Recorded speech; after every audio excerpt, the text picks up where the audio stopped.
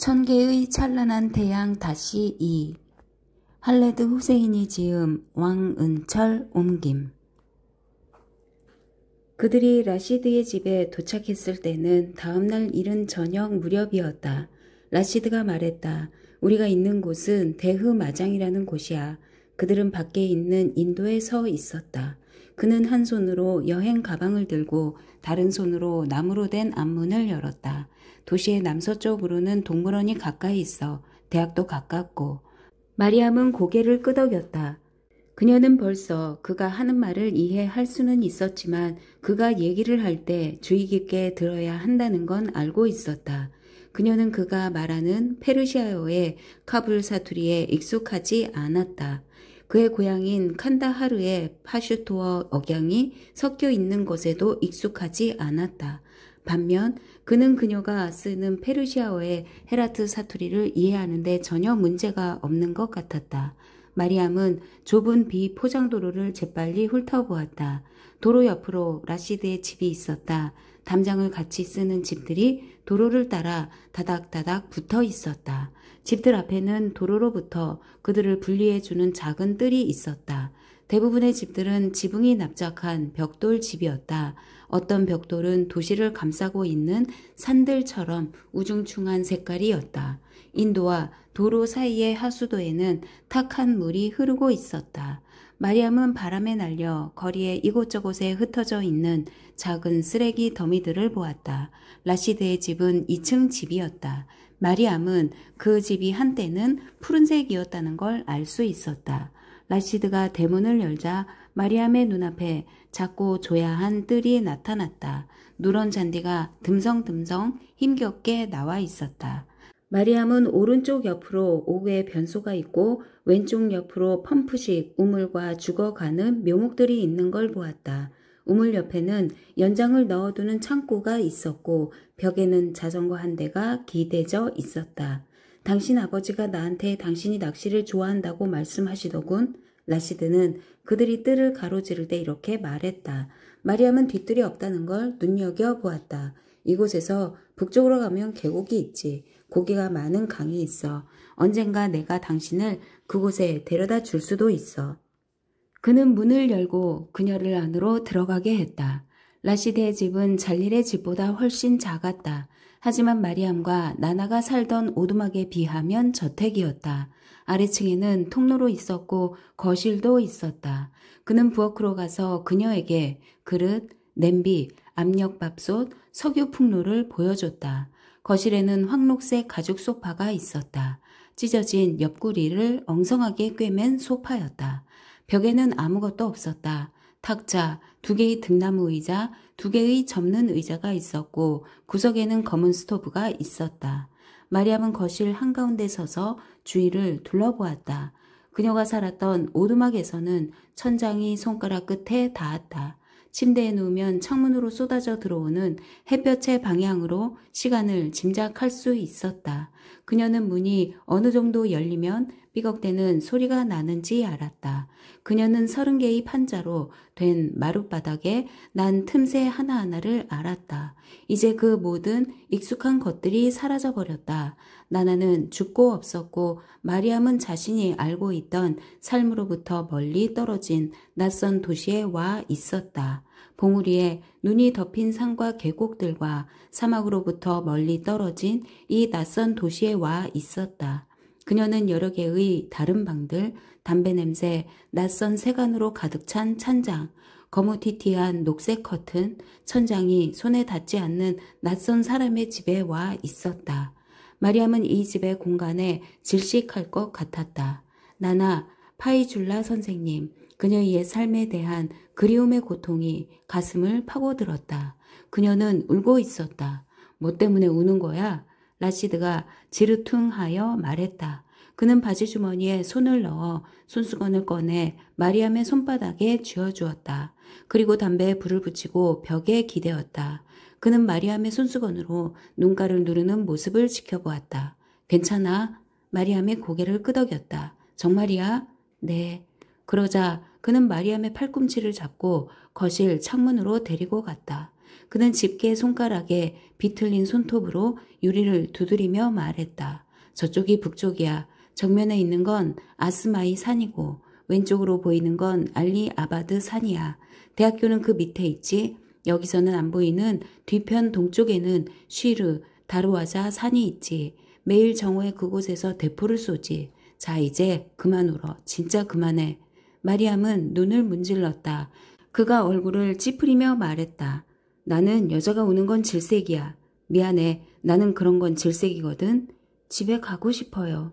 라시드는 짜증이 섞인 한숨을 내쉬었다. 그가 내뿜은 담배 연기가 마리암의 얼굴을 때렸다. 이번만은 봐주지. 다시 한번 그는 그녀의 팔꿈치를 잡고 위층으로 데리고 갔다. 좁고 침침한 통로와 2개의 침실이 있었다. 큰 방의 문이 열려 있었다. 마리암은 그 문을 통해서 그 방에도 집의 다른 부분과 마찬가지로 가구가 거의 없다는 걸 알았다.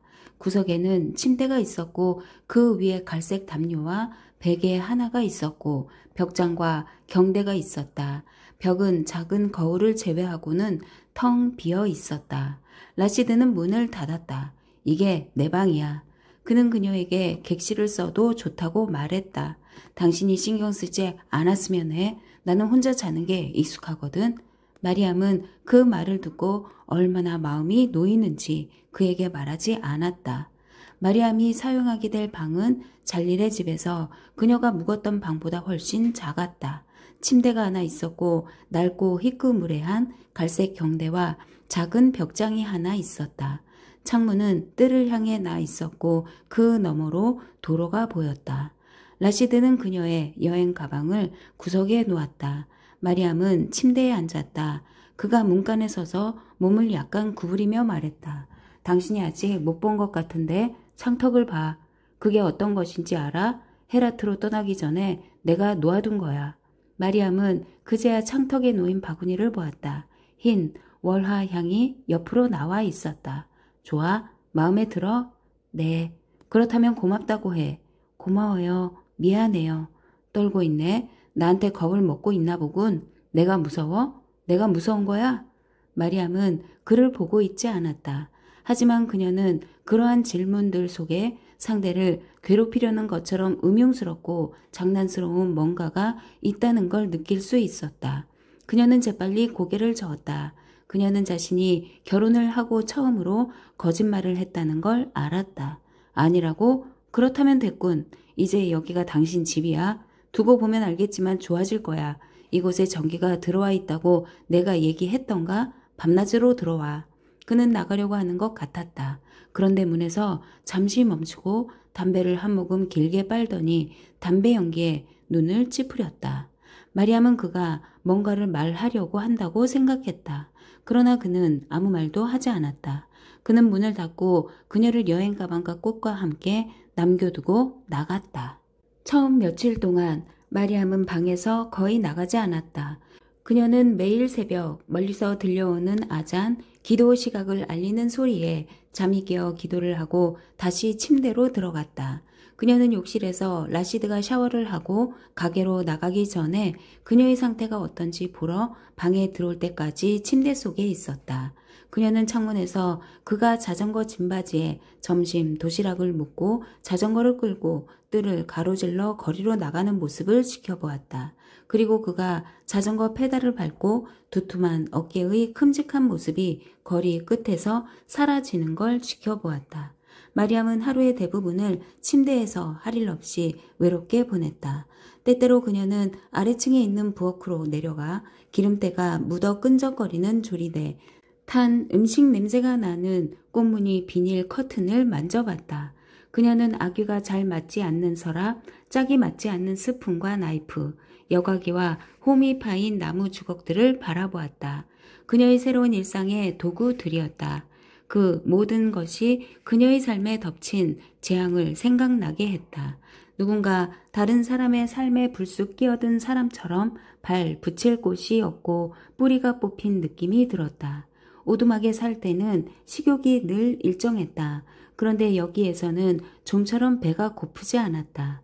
때때로 그녀는 남의 밥과 빵을 거실 창가로 가져가서 먹었다. 그곳에서는 도로에 있는 단층 집들의 지붕이 보였다.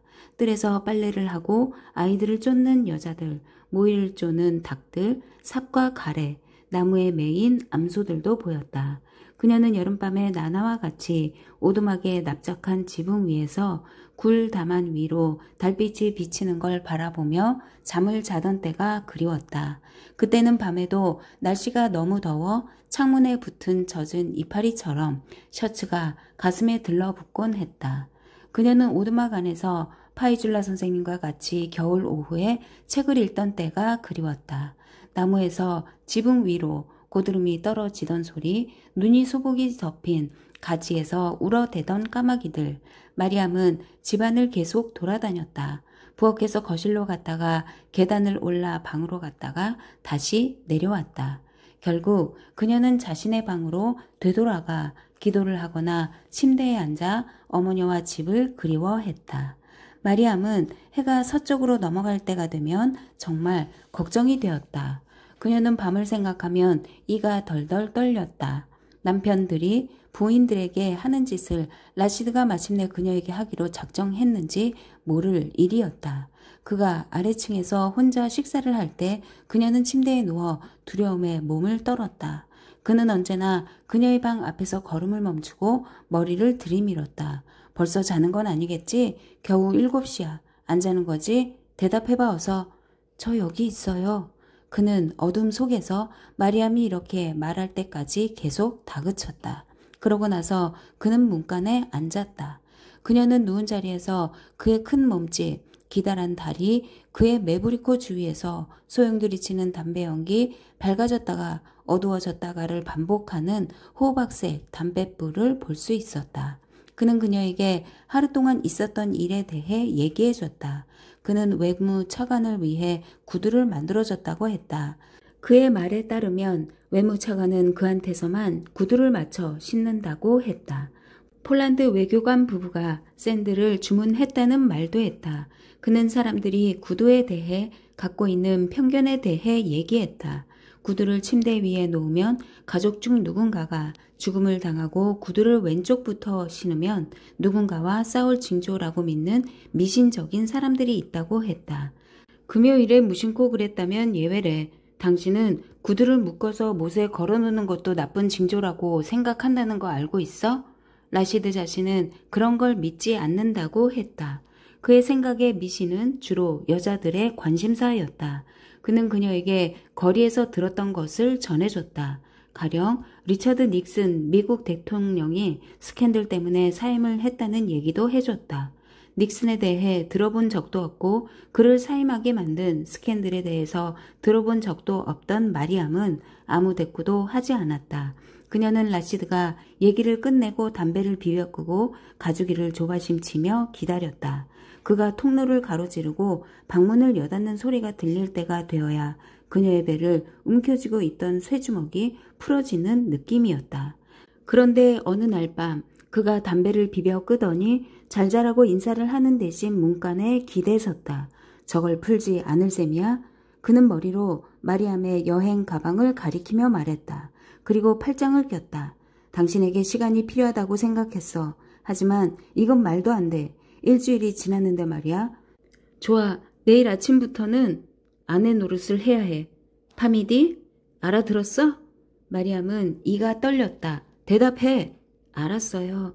좋아. 도대체 뭘 생각하는 거지? 이게 호텔이야? 그리고 나는 무슨 호텔 지배인이야? 좋아.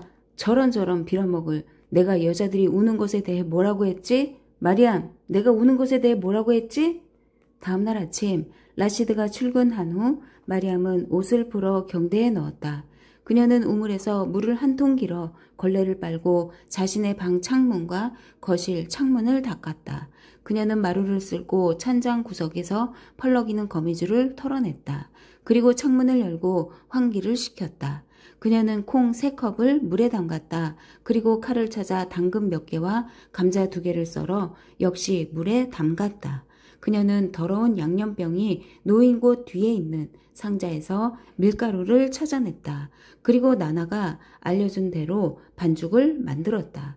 그녀는 가장자리를 안으로 접어 돌리고 다시 밀고 하는 동작을 되풀이하며 반죽을 했다. 반죽을 끝낸 후 그것을 촉촉한 천으로 쌌다. 그리고 히잡을 쓰고 탄두르가 있는 곳으로 출발했다. 라시드는 그것이 길 아래쪽으로 가다가 왼쪽으로 한 번, 오른쪽으로 한 번 방향을 꺾으면 있다고 얘기했었다. 하지만 그럴 필요도 없었다. 똑같은 방향으로 가고 있는 여자들과 아이들이 있어서 그들을 따라가기만 하면 되었다. 어머니 뒤를 따라가거나 그보다 앞서 달려가는 아이들은 누덕누덕 기운 셔츠를 입고 있었다. 그들의 바지는 너무 작거나 너무 커 보였고 신발끈은 다 해져 나풀거렸다. 그들은 버려진 자전거 바퀴를 막대기로 굴렸다.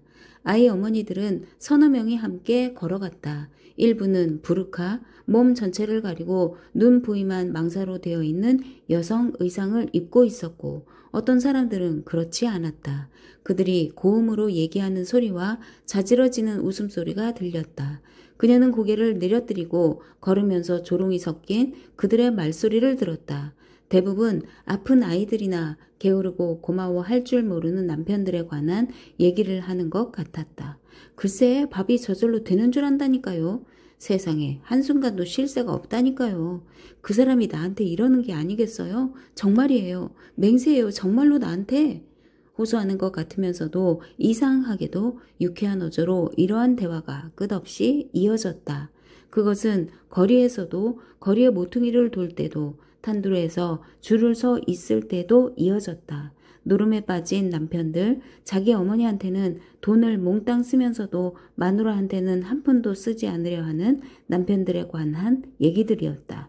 마리암은 그렇게 많은 여자들이 어쩌면 그렇게도 하나같이 끔찍한 남자들과 결혼해서 어쩌면 그렇게도 비참한 생활을 하는지 그 이유가 궁금했다. 혹은 이러한 얘기들이 쌀을 씻거나 밀가루 반죽을 하는 것처럼 여자들의 일상적인 여흥인지 궁금했다. 그들은 그녀도 곧 자기들 사이에 끼기를 바라고 있는지도 몰랐다. 마리암도 탄두르 앞에서 줄을 섰다. 사람들이 자기를 흘깃흘깃 쳐다보는 것 같았다.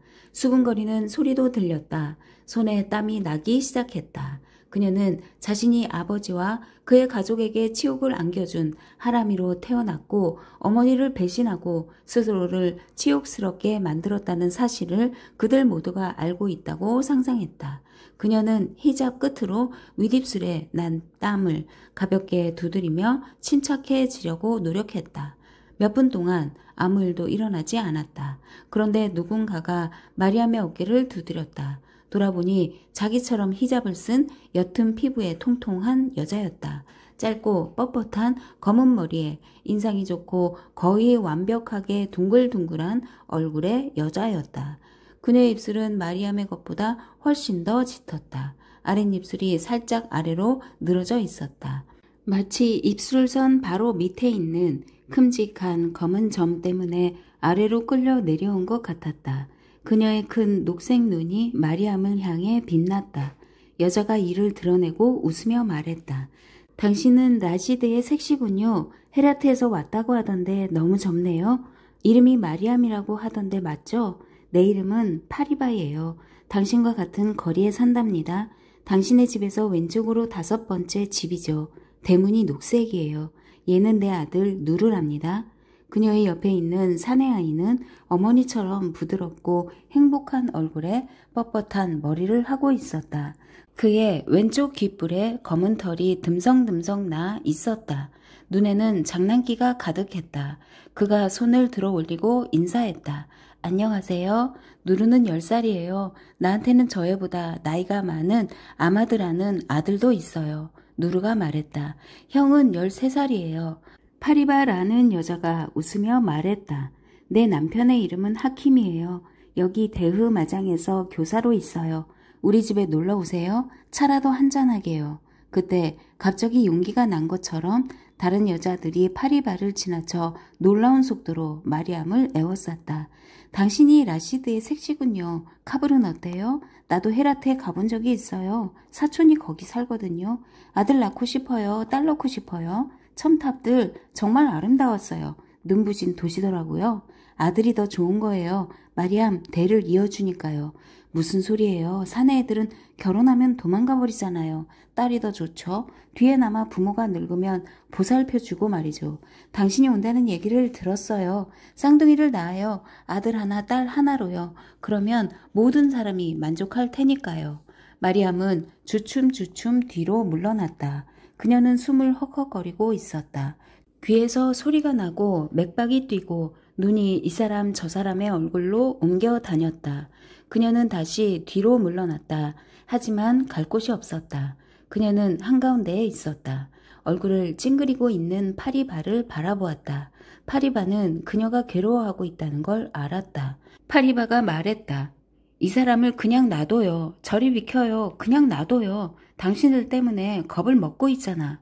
마리암은 밀가루 반죽을 가슴으로 바짝 끌어당기고 사람들을 밀치고 나갔다. 어디 가는 거죠? 그녀는 공터에 도착할 때까지 사람들을 밀치고 나갔다. 그런 다음 거리 위쪽으로 달려가기 시작했다. 방향을 잘못 잡았다는 걸 깨달은 건 교차로에 도달해서였다. 그녀는 돌아서서 고개를 숙이고 다른 방향으로 달려갔다. 한 번은 넘어져서 무릎에 심한 철과상을 입었다. 그러나 곧 다시 일어나서 여자들이 있는 곳을 쏜살같이 지나쳤다. 무슨 일이죠? 당신은 지금 피를 흘리고 있어요. 마리암은 한쪽 구석으로 갔다가 다시 다른 쪽 구석으로 갔다. 그리고 마침내 자신이 살고 있는 거리를 찾았다. 그런데 갑자기 어느 것이 라시드의 집인지 기억할 수 없었다. 그녀는 헐떡거리며 거리 아래쪽으로 달려갔다. 이제는 거의 눈물에 젖어 아무 문이나 열어보고 있었다. 어떤 문은 잠겨 있었고 어떤 문은 열어보면 낯선 뜰이 보이고 개가 짖고 놀란 닭들이 달아났다. 그녀는 라시드가 집에 오다가 길을 잃고 무릎에 피를 흘리며 헤매고 있는 자신을 보는 광경을 상상해 보았다. 마리암은 집을 찾게 해달라고 기도하면서 문들을 열어보았다. 얼굴은 눈물로 범벅이 돼 있었다. 그러다가 어떤 집 문이 열렸다. 옥외 변소와 우물과 공구실이 보였다. 그녀는 등 뒤로 문을 닫고 빗장을 걸었다. 그리고 담장 옆에 엎드려 토했다. 그러고 나서 다리를 벌리고 벽에 아무렇게나 기대앉았다. 그녀는 그렇게 외로워 본 적이 없었다. 라시드는 그날 밤 집에 오면서 갈색 종이봉지를 가져왔다. 마리암은 그가 창문이 깨끗이 닦이고 마루가 깨끗해지고 거미줄이 없어졌다는 사실을 눈여겨보지 않는데 실망했다. 하지만 그는 그녀가 벌써 거실 바닥에 펴놓은 깨끗한 소프라 매트 위에 접시를 갖다 놓은 걸 흡족하게 생각하는 것 같았다. 마리암이 말했다. 달, 콩으로 만든 음식을 만들어 왔어요. 잘했어. 배가 고파 죽을 지경이군. 그녀는 라시드가 손을 씻도록 아프타와 유리주전자에서 물을 부어주었다. 그가 수건으로 손을 말릴 때 그녀는 김이 모락모락 나는 다알이 든 그릇과 보풀보풀한 쌀밥이 담긴 접시를 갖다 놓았다. 그를 위해 준비한 첫 식사였다. 마리암은 자신이 그 요리를 할 때 더 좋은 상태였더라면 싶었다. 그녀는 탄두르에서 있었던 일 때문에 마음이 동요된 상태였다. 그녀는 하루 종일 다알이 제대로 만들어지는지 색깔은 제대로 냈는지 조바심 쳤다. 그가 생각을 너무 많이 넣었거나 심황을 너무 적게 넣었다고 할까봐 걱정스러웠다. 그는 황금색이 나는 다알을 스푼으로 떴다.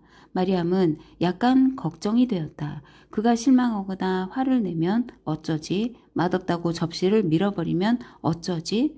그녀는 가까스로 이렇게 말했다. 조심해요. 뜨거우니까요. 라시드는 입김을 불고 수저를 입속에 넣었다. 맛있네. 약간 싱겁지만 맛있어. 맛있다는 말로는 부족할 것 같아. 마리암은 그가 먹는 모습을 바라보았다. 마음이 놓였다. 자부심이 그녀의 경계심을 풀어놓았다. 맛있다는 말로는 부족할 것 같아. 그녀는 이 작은 칭찬에 놀라움과 전율을 동시에 느꼈다. 그날의 불쾌한 기분이 조금 사라지는 듯했다. 내일은 토요일이야. 구경을 시켜주려고 하는데 어떻게 생각해? 카불시네요? 아니 캘커타. 마리암이 눈을 깜빡거렸다. 농담이야. 물론 카불 시내지. 어디겠어? 그는 갈색 종이봉투에 손을 집어넣었다. 하지만 우선 당신한테 하고 싶은 말이 있어. 그는 봉지에서 하늘색 부르카를 꺼냈다. 라시드가 그걸 들어올리자 주름이 진 천이 그의 무릎 위로 떨어졌다. 그는 부르카를 말아올리고 마리암을 바라보았다. 마리암, 가게로 부인을 데리고 오는 손님들이 있지. 여자들이 아무것도 쓰지 않은 채 들어와 나한테 직접 얘기를 하고 내 눈을 아무 수치심도 없이 쳐다본다니까. 그들은 화장을 하고 무릎이 드러나는 스커트를 입어.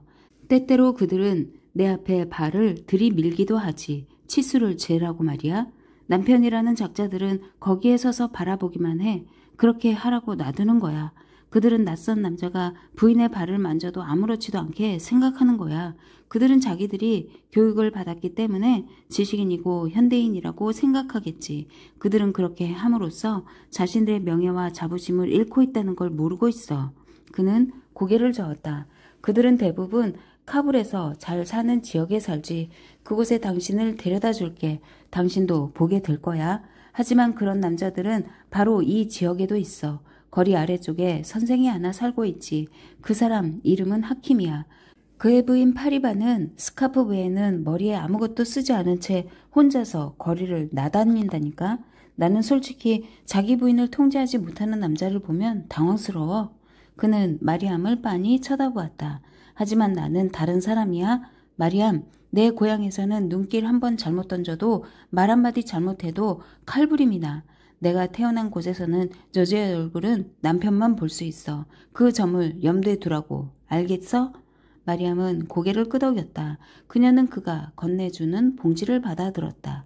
그녀가 만든 음식이 맛있다고 했을 때 느꼈던 기쁨은 이제 사라지고 없었다. 그 자리에 두려움이 자리를 잡았다. 이 남자의 의지가 마리암에게는 굴 다만을 굽어다 보고 있는 사피드코 산만큼이나 위압적이고 요주의부동하게 느껴졌다. 라시드가 말했다. 자, 이젠 내 말을 알아들었겠지? 달 좀 더 가져와.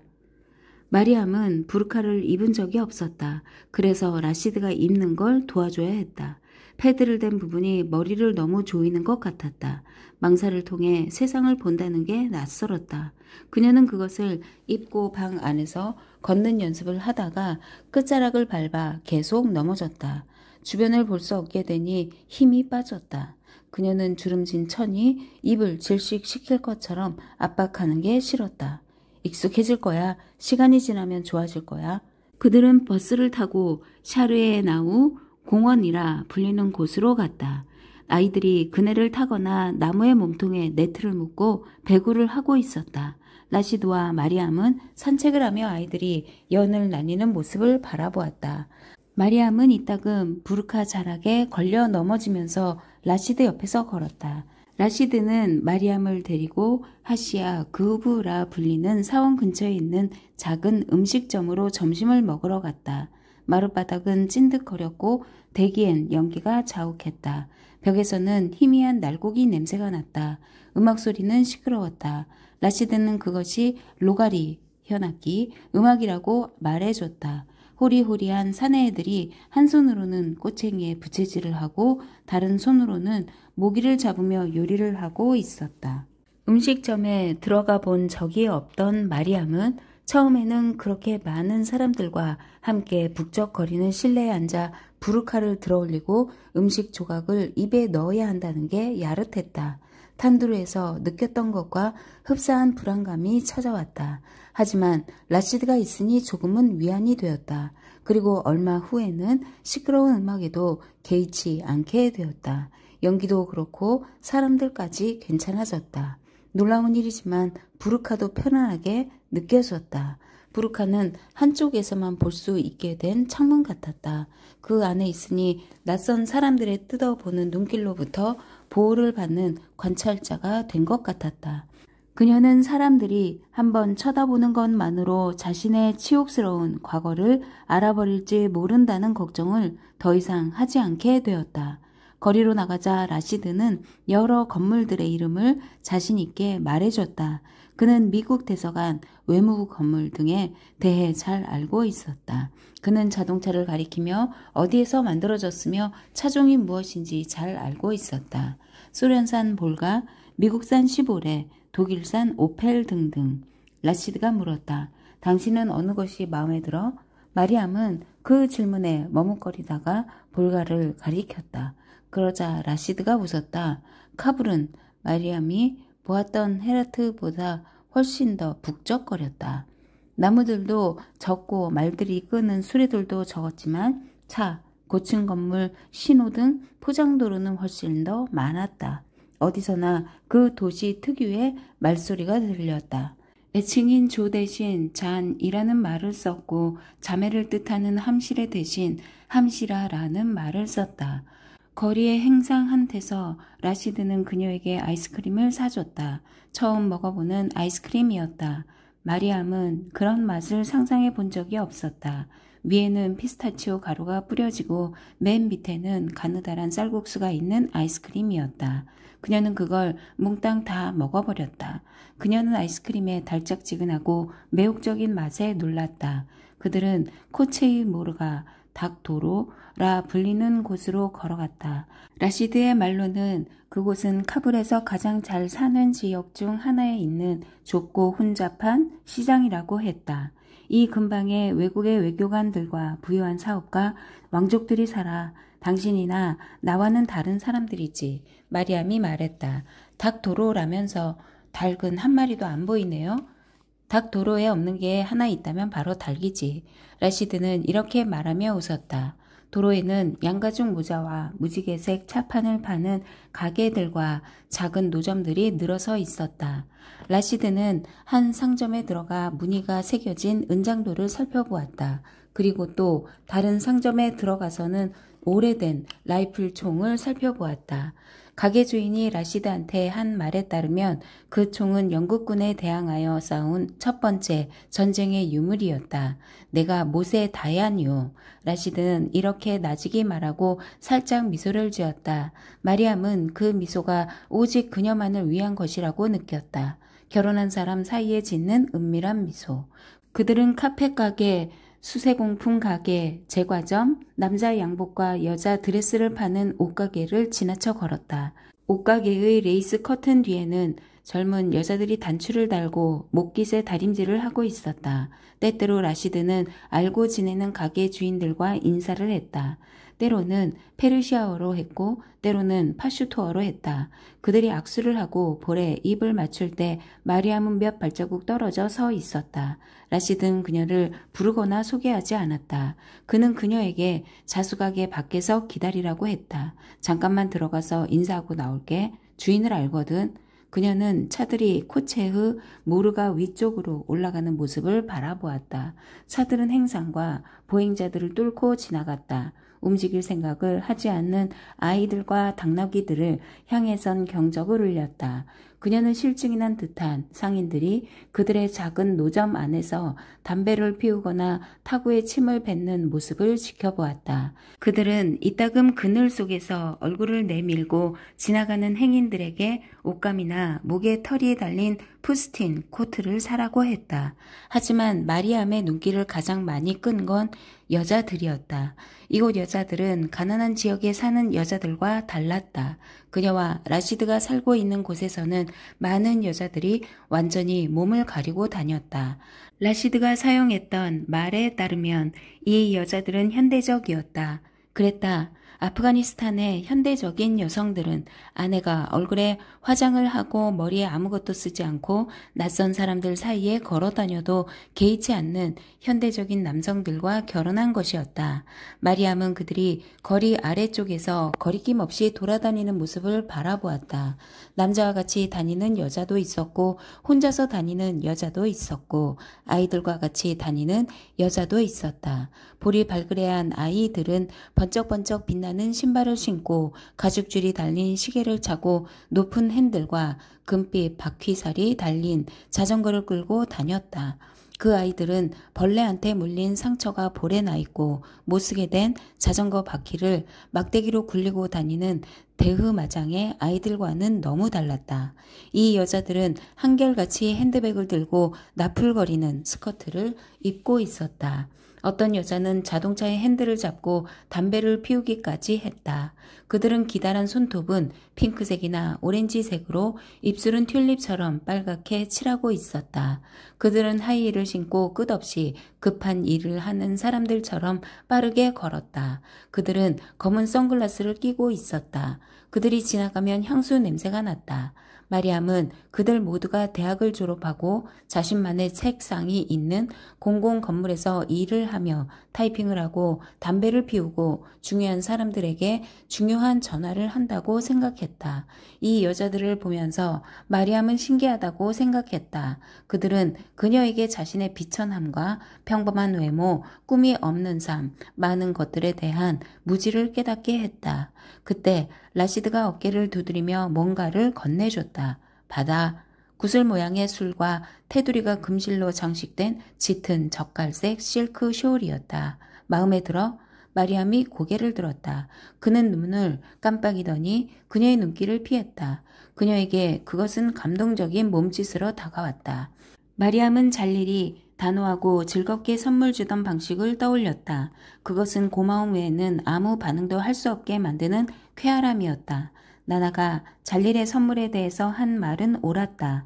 그것은 내키지 않아 하는 속죄의 표시였고 그녀보다는 자신의 마음을 달래기 위한 불성실하고 잘못된 몸짓이었다. 마리암은 라시드가 준 숄이 진정한 선물이라는 걸 알았다. 예쁘네요. 그날 밤 라시드는 그녀의 방을 다시 찾았다. 문간에서 담배를 피우는 대신 그녀가 누워있는 침대 곁으로 와서 앉았다. 침대가 그의 무게에 기울면서 스프링이 삐걱거렸다. 잠깐 머뭇거리는 시간이 지나갔다. 그의 손이 그녀의 목을 만졌다. 두툼한 손가락이 그녀의 목덜미를 천천히 눌렀다. 그의 엄지손가락이 그녀의 쇄골 위에 오목한 부분을 만지더니 그 밑에 살을 만졌다. 마리암은 떨기 시작했다. 그의 손이 더 아래로 내려가고 또 내려가더니 블라우스 자락을 더듬었다. 그녀는 달빛을 받은 그의 모습, 그의 두툼한 어깨와 가슴, 열린 목깃으로부터 비어져 나온 회색 털을 바라보며 말했다. 저는 못해요. 이제 그의 손이 그녀의 오른쪽 젖가슴을 세게 만지고 있었다. 그녀는 그가 숨을 몰아쉬는 소리를 들을 수 있었다. 그가 담요 속으로 들어왔다. 그녀는 그의 손이 자신의 벨트를 풀고 그녀의 바지끈을 푸는 걸 느낄 수 있었다. 그녀는 시트를 움켜쥐었다. 그는 몸을 비틀고 움직여 그녀의 위로 올라갔다. 그녀가 훌쩍이는 소리를 냈다. 마리암은 눈을 감고 이를 악물었다. 갑작스럽고 놀라운 고통이 찾아왔다. 눈이 크게 뜨였다. 그녀는 이 사이로 숨을 들이키며 자신의 엄지손가락을 물어뜯었다. 그녀는 다른 쪽 팔로 라시드의 등을 잡고 그의 셔츠를 움켜쥐었다. 라시드는 그녀의 베개에 얼굴을 묻었다. 마리암은 눈을 크게 뜨고 이를 악물고 몸을 떨며 그의 어깨 위의 천장을 바라보았다. 그녀의 어깨에 닿는 그의 빠른 숨결이 느껴졌다. 그들 사이의 대기에서는 담배 냄새와 저녁에 먹은 양파를 곁들인 양고기 냄새가 났다. 이따금 그의 귀가 그녀의 볼에 닿았다. 그는 면도를 하고 온 것 같았다. 그 일이 끝나자 그는 헐떡거리며 그녀의 몸에서 내려왔다. 그는 이마에 팔을 둘렀다. 그의 손목시계의 푸른 바늘이 어둠 속으로 보였다. 그들은 서로를 바라보지 않은 채 잠시 그렇게 누워 있었다. 그가 약간 분명치 않은 목소리로 말했다. 마리암, 이건 수치스러운 게 아니야. 결혼한 사람들이 하는 거라고. 마호메트와 부인들도 했던 거야. 전혀 수치스러운 게 아니라고. 잠시 후 그는 담요를 들치고 일어나 방을 나섰다. 그녀가 결혼식 면사포처럼 달의 얼굴을 가리고 있는 구름과 하늘의 별들을 바라보면서 아르의 고통이 잦아들기를 혼자서 기다리도록 그는 베개 위에 머리 자국을 남겨놓고 방을 나섰다.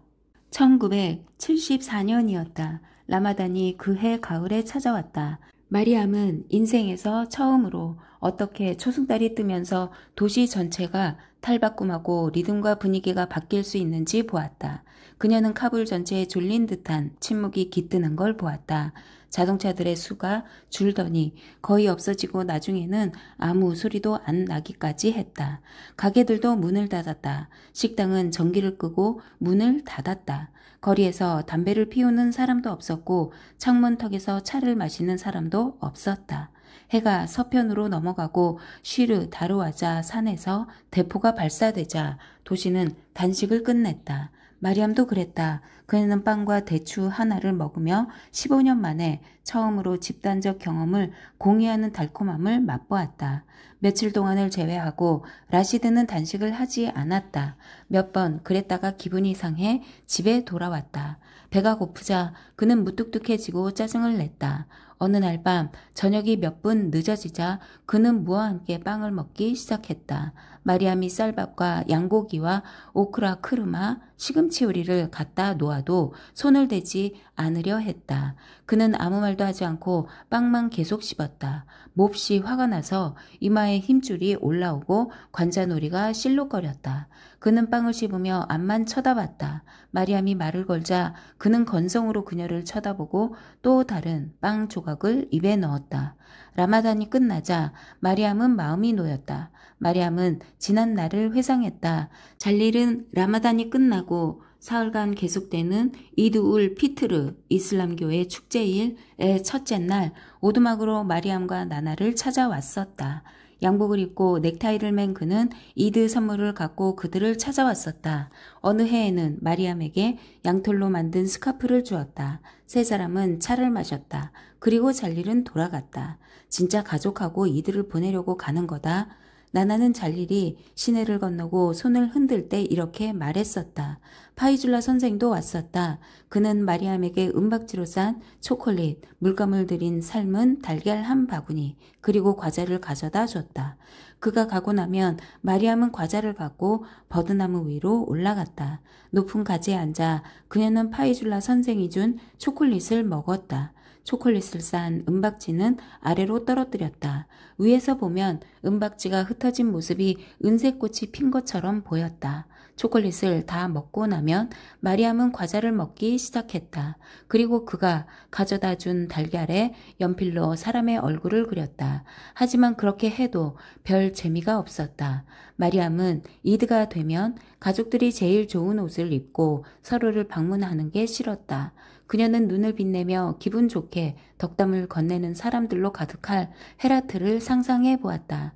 그러면 버림받았다는 느낌이 장막처럼 그녀에게 내려왔다가 이드가 지나고 나서야 거쳤다. 마리암은 올해 난생 처음으로 어렸을 때 상상했던 이들을 눈으로 확인했다. 라시드와 그녀는 거리로 나갔다. 마리암은 그렇게 활기 넘치는 곳을 걸어본 적이 없었다.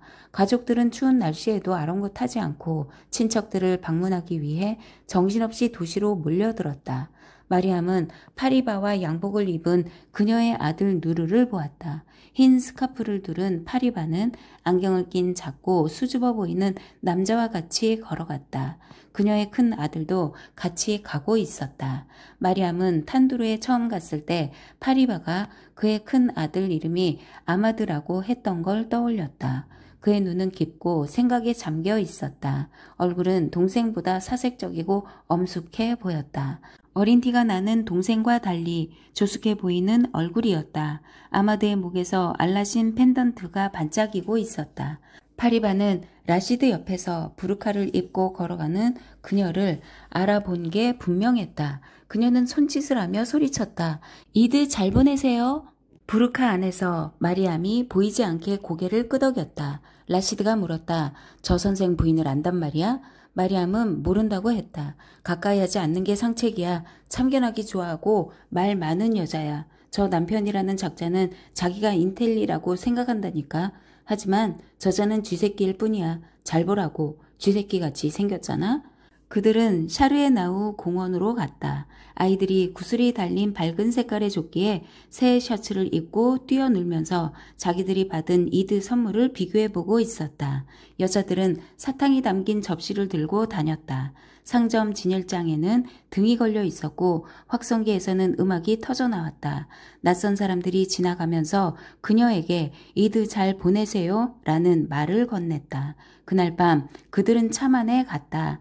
마리암은 라시드 뒤에 서서 폭죽이 녹색, 핑크색, 황색으로 터지면서 밤하늘을 밝히는 걸 바라보았다. 그녀는 오두막 밖에서 파이줄라 선생과 함께 앉아서 멀리 헤라트의 하늘에 폭죽이 터지는 걸 바라보던 그때가 그리웠다. 선생의 백내장이 낀 부드러운 눈에 형형색색의 폭죽 색깔이 비치곤 했었다. 그러나 그녀는 누구보다도 나나가 그리웠다. 마리암은 그녀의 어머니가 살아서 이걸 보고 있다면 얼마나 좋으랴 싶었다. 이 축제 속에서 그녀를 보면 얼마나 좋으랴 싶었다. 그리고 그들과 같은 사람들에게도 만족감이라는 것과 아름다움이라는 것이 손에 넣을 수 없는 게 아니라는 걸 보았더라면 얼마나 좋으랴 싶었다. 집에 이드 손님들이 찾아왔다. 모두 남자들이었다. 라시드의 친구들이었다. 문 두드리는 소리가 나자 마리암은 위층에 있는 자신의 방으로 가야 한다는 걸 알았다. 남자들이 아래층에서 라시드와 함께 차를 마시고 담배를 피우고 얘기를 하는 동안 그녀는 방문을 닫고 있었다. 라시드는 손님들이 떠날 때까지는 내려오지 말라고 마리암에게 말했다. 마리암은 개의치 않았다. 사실 우쭐한 느낌마저 들었다. 라시드는 두 사람이 함께하는 것을 신성한 것으로 생각했다. 그녀의 나무스, 명예는 그에게 지켜야 할 가치가 있는 것이었다. 그녀는 자신이 소중하고 중요한 존재라는 느낌을 받았다. 이드의 사흘째이자 마지막 날 라시드는 친구들을 만나러 갔다. 밤새도록 배가 불편했던 마리암은 물을 끓여 생강을 넣은 녹차를 만들어 마셨다. 거실에 가자 지난밤에 왔던 손님들이 남긴 흔적이 있었다. 뒤집힌 컵, 매트리스 사이에 낀 씹담한 호박씨, 음식 자국이 있는 접시들이 그 흔적이었다. 마리암은 남자들이 얼마나 게을러질 수 있는지에 대해 놀라면서 어지럽혀진 것들을 치우기 시작했다. 라시드의 방에 갈 생각은 없었다. 하지만 거실을 치우고 계단을 치우고 다시 위층 통로를 치우다 보니 그의 방문까지 가게 됐고 어느새 그의 방에 들어가 있었다. 그녀는 처음으로 그 방에 들어가 그의 침대에 앉았다. 불법 침입자가 된 기분이었다. 그녀는 묵직한 녹색 커튼, 벽을 따라 가지런히 놓인 윤이 나는 구두, 회색 페인트가 떨어져 나가 그 밑에 나무가 살짝 드러난 벽장문을 눈여겨보았다.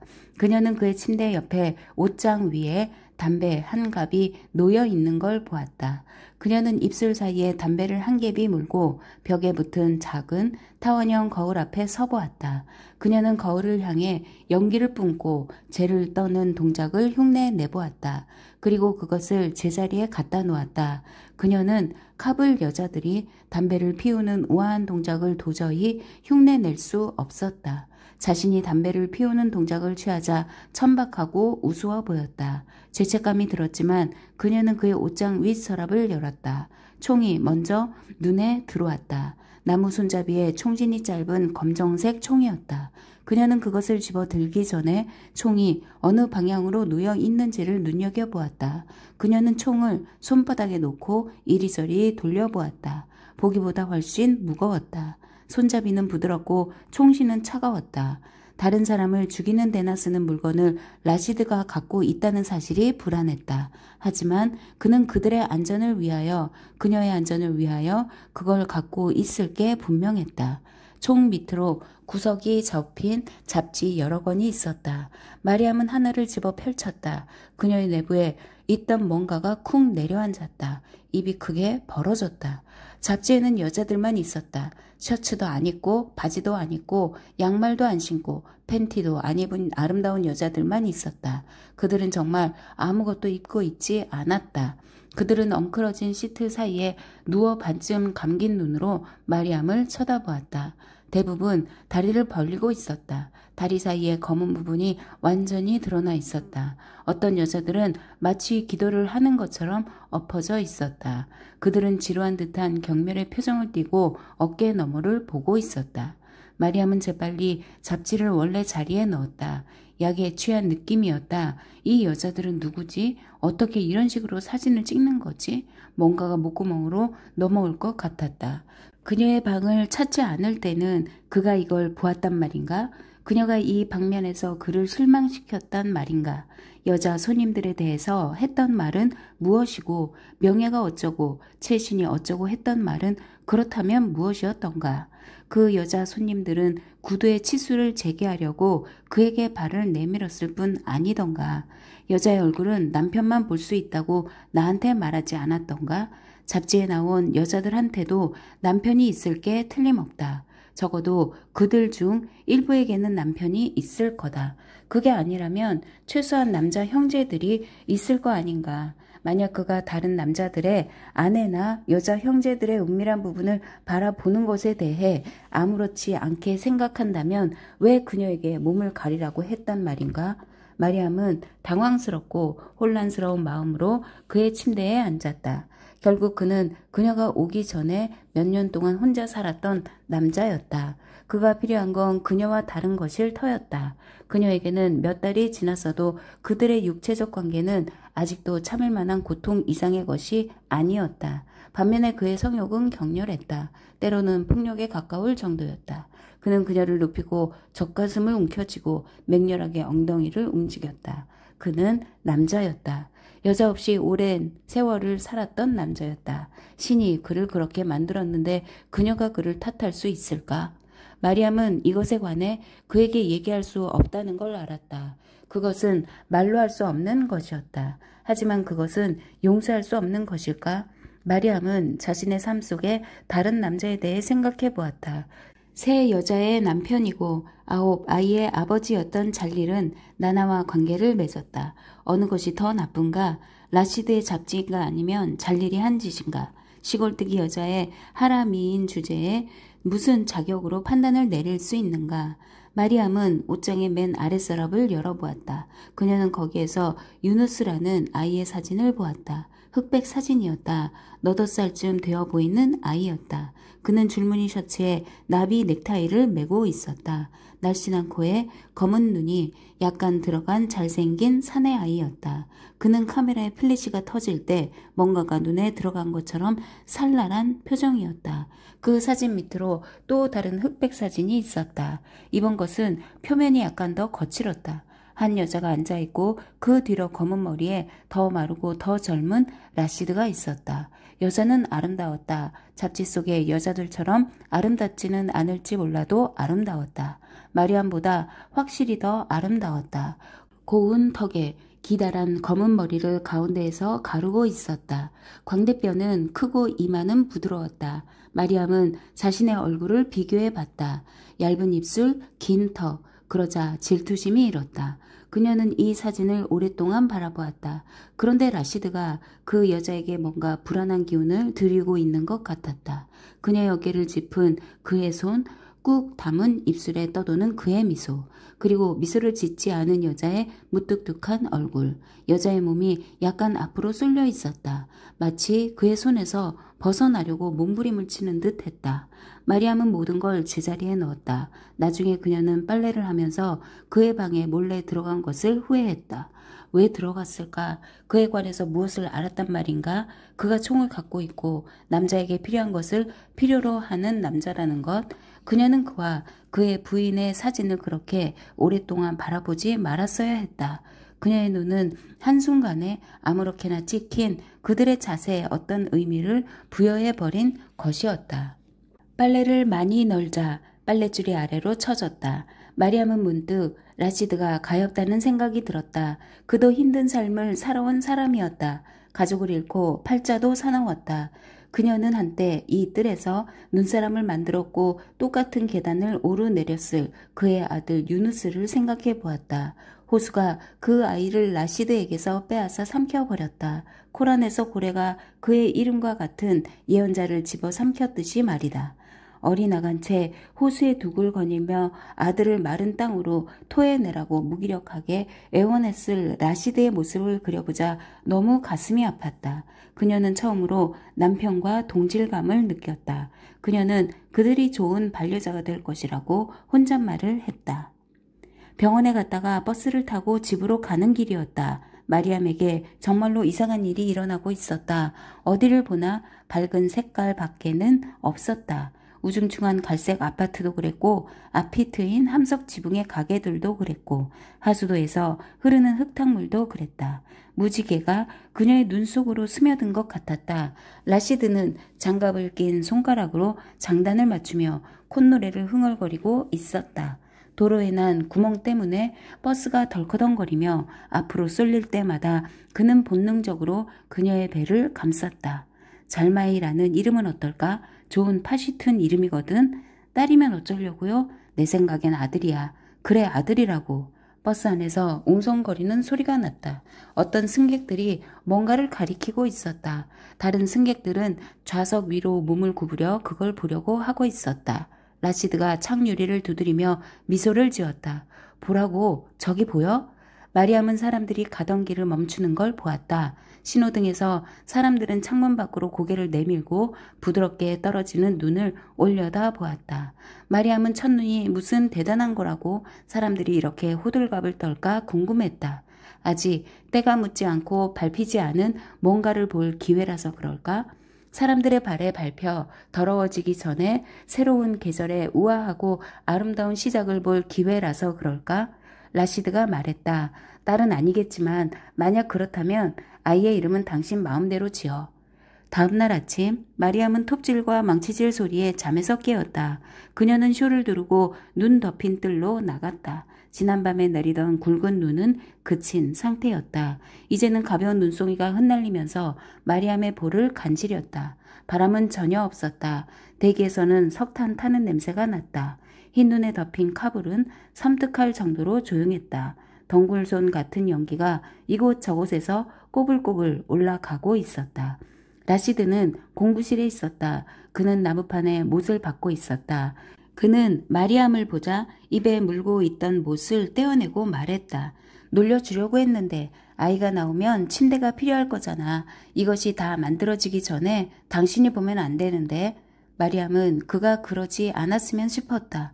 아들이 태어날 거라는 지나친 희망을 갖지 않았으면 싶었다. 그녀도 아이를 가진 것이 기쁘긴 했지만 그의 기대가 마음을 무겁게 했다. 어제만 해도 라시드는 아이가 입을 부드러운 양가죽 겨울 코트를 사가지고 돌아왔다. 부드러운 양가죽으로 안감을 대고 붉고도 노란 고운 명주실로 소매를 장식한 옷이었다.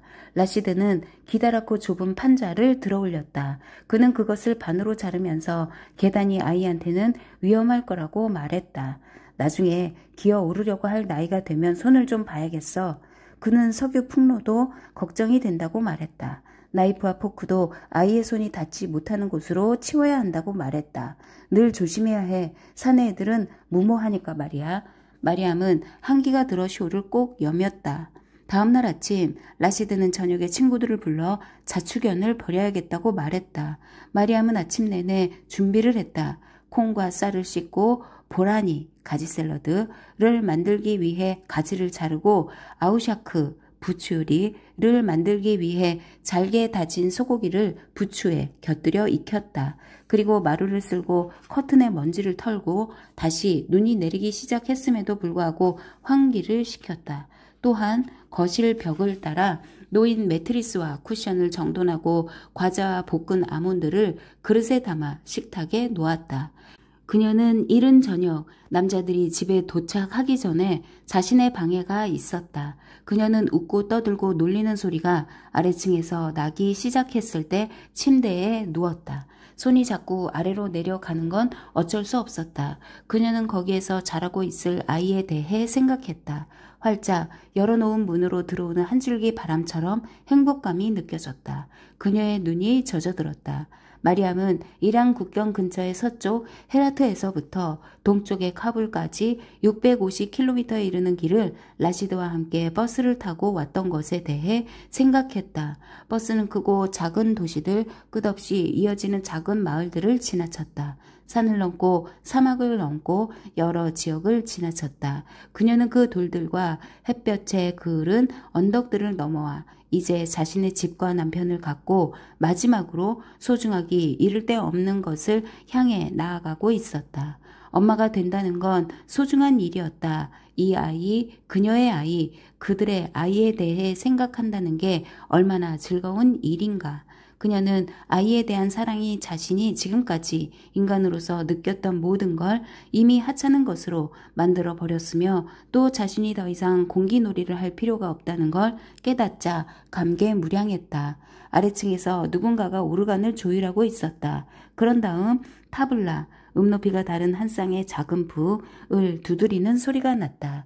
누군가가 목청을 가다듬었다. 그런 다음 휘파람 소리와 박수치는 소리, 노랫소리가 들렸다. 마리암은 자신의 부드러운 배를 쓰다듬었다. 아직은 손톱보다 작습니다. 의사는 이렇게 말했었다. 엄마가 되는 거야. 그녀는 이렇게 말하고 웃었다. 그리고 여러 번 그 말을 반복하며 음미했다. 아이를 생각하자 가슴이 부풀었다. 살아오면서 잃어버렸던 모든 것들, 그녀가 느꼈던 슬픔과 외로움과 비참한 느낌이 씻겨 내려갈 때까지 가슴이 부풀어 올랐다. 신이 그 먼 길을 가로질러 이곳까지 오게 한 이유가 바로 이것이었다는 생각이 들었다. 그녀는 이제 알았다. 파이줄라 선생이 가르쳐줬던 코란의 한 구절이 생각났다. 알라신은 동쪽이고 서쪽이시다. 따라서 내가 어디를 가든 알라신의 뜻이다. 마리암은 기도할 때 쓰는 양탄자를 펴고 기도를 드렸다. 그녀는 기도가 끝나자 손바닥을 찻종 모양으로 만들어 얼굴 앞에 대고 이 행운이 자신에게서 빠져나가지 않도록 해달라고 신께 빌었다. 하맘, 목욕탕에 가자고 한 것은 라시드였다. 마리암은 목욕탕에 가 본 적이 없었다. 그는 목욕탕에서 나와서 찬바람을 쐬고 피부에서 열기가 빠져나가는 걸 느끼는 것보다 좋은 건 없다고 했다. 여자 하맘에 들어서자 수증기 속에서 움직이는 사람들의 형체가 보였다. 엉덩이도 보이고 어깨도 보였다. 사람들이 등을 문지르고 머리를 감는 동안 계집아이들이 지르는 소리, 나이든 여자들이 툴툴 거리는 소리, 목욕물이 떨어지는 소리가 벽 사이에서 울렸다. 마리암은 지나가는 사람들로부터 수증기에 가려진 채 구석에 혼자 앉아 속돌로 발 뒤꿈치를 문지르고 있었다. 그때 피가 쏟아졌다. 그녀가 비명을 질렀다. 젖은 자갈을 밟는 소리가 들리고 수증기 속으로 그녀를 들여다보는 얼굴들이 보이고 혀를 차는 소리가 들렸다. 그날 밤 늦게 파리바는 침대에 누워 남편에게 목욕탕에서 비명소리가 나서 달려갔더니 라시드의 부인이 구석에서 무릎을 껴안고 발치에 피가 흥건한 채 있었다는 얘기를 했다. 가엾은 것이 이를 덜덜 떨더라고. 너무 심하게 몸을 떨었어. 마리암은 파리바를 보고 애원하는 목소리로 이렇게 말했다고 했다. 이건 정상이죠. 그렇죠, 정상이죠. 라시드와 버스를 타고 돌아가는 길, 다시 내리는 눈, 이번에는 한방눈. 눈은 인도에도 지붕 위에도 소복이 쌓이고 있었다. 나뭇가지 위에도 쌓이고 있었다. 마리암은 상인들이 가게 앞에 눈을 치우는 걸 바라보았다. 한 무리의 사내 아이들이 검은 개를 쫓고 있었다. 그들은 버스를 향해 손을 흔들었다. 마리암은 라시드를 바라보았다. 그의 눈은 감겨 있었다. 그는 콧노래를 흥얼거리지도 않았다. 마리암도 의자에 머리를 기대고 눈을 감았다. 그녀는 젖은 양말과 살갗을 쿡쿡 찌르는 듯한 축축한 스웨터를 벗고 싶었다. 버스에서 내리고 싶었다. 집에 도착하자 마리암은 소파에 누웠다. 라시드는 그녀에게 누비 이불을 덮어줬다. 그러나 그의 동작은 딱딱하고 정성이 없었다. 그가 다시 말했다. 나한테 돌아오는 건 뭐냔 말이야? 의사한테 돈을 주고 진찰을 받았어. 그렇다면 신의 뜻이라는 말보다는 더 좋은 게 나와야 할 게 아니야? 마리암은 누비 이불 밑에서 무릎을 오그린 채 그에게 좀 쉬라고 말했다. 그는 자신의 방에서 하루 종일 담배를 피우며 앉아 있었다. 마리암은 소파에 누워 무릎 사이에 손을 넣고 눈발이 날리는 모습을 바라보았다. 나나가 했던 말이 떠올랐다. 나나는 눈송이 하나하나가 이 세상 어딘가에서 고통받고 있는 여자의 한숨이라고 했었다. 그 모든 한숨이 하늘로 올라가 구름이 되어 작은 눈송이로 나뉘어 아래에 있는 사람들 위로 소리 없이 내리는 거라고 했었다. 그래서 눈은 우리 같은 여자들이 어떻게 고통당하는지를 생각나게 해주는 거다. 우리에게 닥치는 모든 걸 우리는 소리 없이 견디잖니. 나나는 이렇게 말했었다. 슬픔이 그녀를 계속 놀라게 만들었다. 만들어지다 말고 공구실에 놓여있는 침대, 라시드의 방 벽장 안에 있는 양가죽 외투만 생각해도 걷잡을 수 없이 슬퍼졌다. 아이가 태어나서 칭얼거리고 목구멍으로 꼴깍꼴깍 소리를 내고 알아들을 수 없는 말을 중얼대는 것만 같았다. 아이가 젖가슴에 코를 비비는 것 같았다. 슬픔이 몰려와 그녀를 덮치고 뒤집어 버리는 것 같았다. 마리암은 자신이 한 번도 보지 못한 아이를 그리워한다는 사실에 할 말을 잃고 있었다. 울적한 기분이 조금 괜찮아지는 날도 있었다. 전에 살던 생활 습관대로 일어나서 기도를 하고 설거지를 하고 라시드를 위해 식사를 준비하는 게 그리 힘들지 않은 때도 있었다. 마리암은 밖에 나가는 게 두려웠다. 그녀는 이웃 여자들과 그들의 많은 자식들이 갑자기 부러워졌다. 어떤 여자들은 자식이 7, 8명이나 되었다. 그들은 자신들이 얼마나 운이 좋은지 이해하지 못했다. 그들은 아이들이 뱃속에 자라고 팔에 안겨 꿈틀거리고 젖을 빨아먹는 게 얼마나 축복된 일인지 알지 못했다. 그들은 아이가 피가 되어 나와서 비눗물에 씻겨 낯선 사람들의 때와 섞여 목욕탕 하수구로 들어가는 경험을 해보지 않은 사람들이었다. 마리암은 자기 자식들이 말을 안 듣고 게으르다며 불평하는 여자들의 말을 엿들을 때면 화가 났다. 인샬라 알라신의 뜻이라면 너는 또 나을 거야. 너는 젊어. 틀림없이 또 기회가 올 거야. 그녀는 이렇게 생각하며 자신을 위로하려고 해봤다. 그러나 마리암의 슬픔은 아주 구체적인 것이었다. 마리암은 그녀를 한동안 너무 행복하게 해줬던 바로 그 아이를 위해 슬퍼하고 있었다. 마리암은 어떤 때는 자신이 아이를 가질 자격이 없다고 생각했다. 그녀는 자신이 나나에게 한 짓 때문에 벌을 받는다고 생각했다. 그녀가 가까이에 있었다면 어머니의 목에서 올가미를 벗겨낼 수 있었을 게 아닌가. 엄마를 배반한 딸은 엄마가 될 자격이 없었다. 바로 이게 벌이었다. 그녀는 나나의 진이 밤중에 몰래 들어와 자신의 자궁을 날카로운 발톱으로 파고 아이를 훔쳐가는 꿈을 꿨다. 꿈속에서 나나는 그걸 보며 좋아서 깔깔거렸다. 마리암은 어떤 날은 분노에 휩싸였다.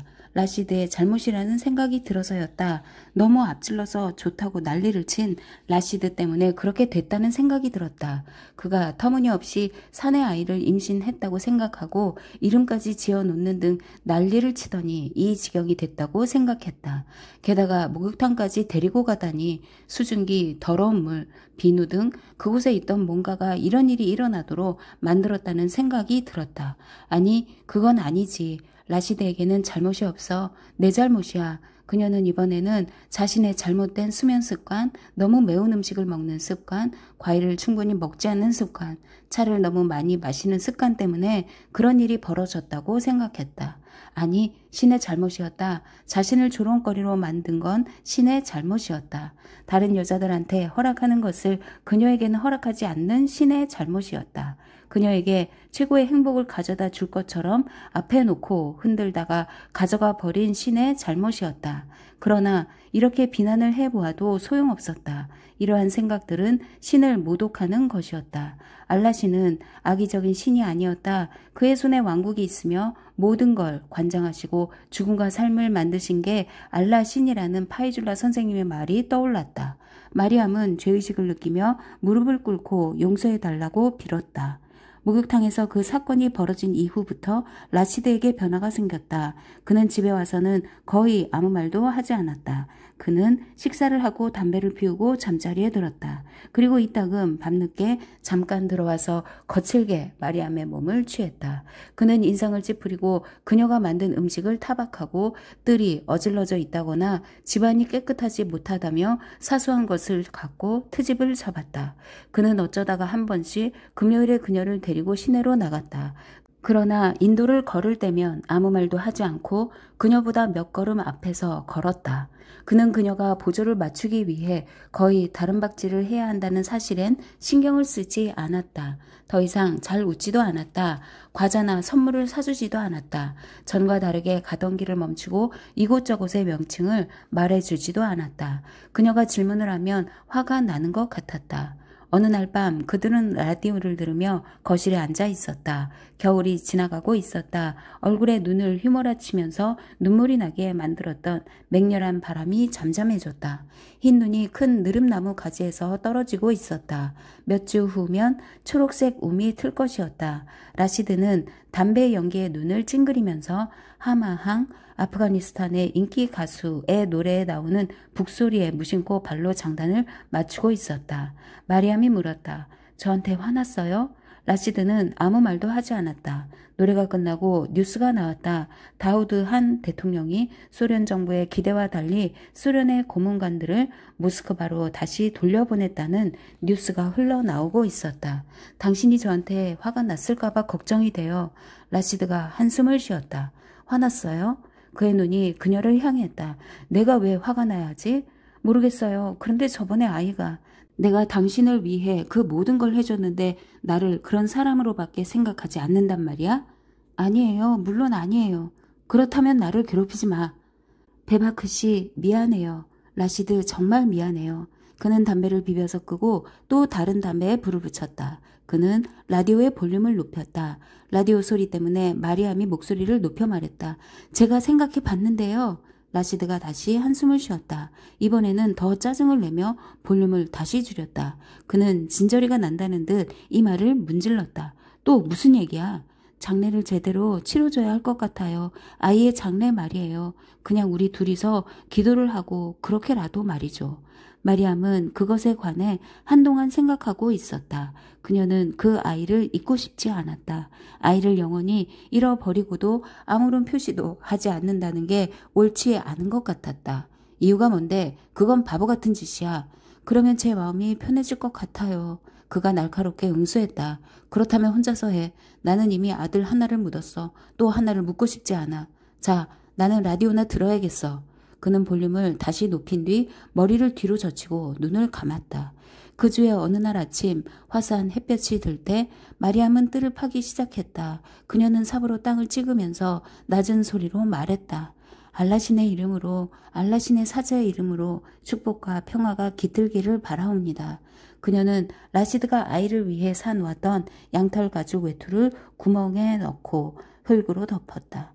당신은 밤을 낮으로 바꾸시고 또 낮을 밤으로 바꾸시는 분이십니다. 당신은 죽은 자를 살게 하시고 산 자를 죽게 하시는 분이십니다. 당신은 끝없는 양식을 주시는 분입니다. 그녀는 삽의 뒷부분으로 흙을 두드렸다. 그리고 그 위에 쪼그리고 앉아 눈을 감았다. 알라신이여, 양식을 주소서, 제게 양식을 주소서. 1978년 4월 1978년 4월 18일 마리암은 19살이 되었다. 그리고 그날 미르 아크바르 하이베르라는 이름의 남자가 살해되었다. 이틀 후 카불에서는 큰 시위가 벌어졌다. 이웃들이 거리에서 그것에 관한 얘기를 하고 있었다. 마리암은 이웃들이 몰려나와 흥분한 상태에서 얘기를 하고 트랜지스터 라디오를 귀에 대고 있는 모습을 창문으로 바라보았다. 그녀는 파리바가 자신의 집 담벼락에 기대어 대흐마장으로 새로 이사온 여자와 얘기하는 걸 보았다. 파리바는 미소를 지으며 자신의 부푼 배에 손을 대고 있었다. 이름이 잘 생각나지 않는 다른 여자는 파리바보다 나이가 많아 보였다. 이상하게 머리에 진홍빛이 돌았다. 그녀는 사내 아이의 손을 잡고 있었다. 마리암은 그 아이의 이름이 타리크라는 걸 알았다. 그 여자가 거리에서 그 이름을 부르는 소리를 들은 적이 있었기 때문이다. 마리암과 라시드는 이웃들에 합류하지 않았다. 그들은 몇만 명이 거리로 몰려나가 카불 정부 청사로 행진을 할 때 라디오를 듣고 있었다. 라시드는 미르 아크바르 하이베르가 유명한 공산주의자였으며 그의 지지자들은 다우드 한 정권이 그를 살해했다며 시위를 벌이고 있다고 말했다. 그는 이 말을 하면서 마리암을 쳐다보지 않았다. 요즘 들어서 그는 더 이상 그녀를 쳐다보지 않았다. 마리암은 그가 자신에게 얘기를 하고 있는 건지 알 수 없었다. 공산주의자가 뭔데요? 이렇게 묻자 그가 콧방귀를 끼며 눈썹을 치켜 올렸다. 공산주의자가 뭔지도 모른단 말이야? 그렇게 간단한 것을? 그건 누구나 아는 건데 그걸 모른단 말이야? 하기야 놀랄 일도 아니지. 그때 그는 식탁에 발목을 걸치며 그건 칼 마르크스를 믿는 사람이라는 뜻이라고 중얼거렸다. 칼 마르크스가 누군데요? 라시드가 한숨을 쉬었다. 라디오에서는 아프간 공산당 지도자인 타라키가 시위자들에게 선동적인 연설을 하고 있다는 여자의 목소리가 흘러나오고 있었다. 제 말은 그들이 뭘 원하느냐는 말이에요. 이 공산주의자들이 믿는 게 뭐냐고요? 라시드가 껄껄 웃으며 고개를 흔들었다. 하지만 마리암은 그가 팔짱을 끼고 눈을 두리번거리는 것으로 보아 그것에 관해 잘 모르고 있다고 생각했다. 아무것도 모르는군. 어린애 같아.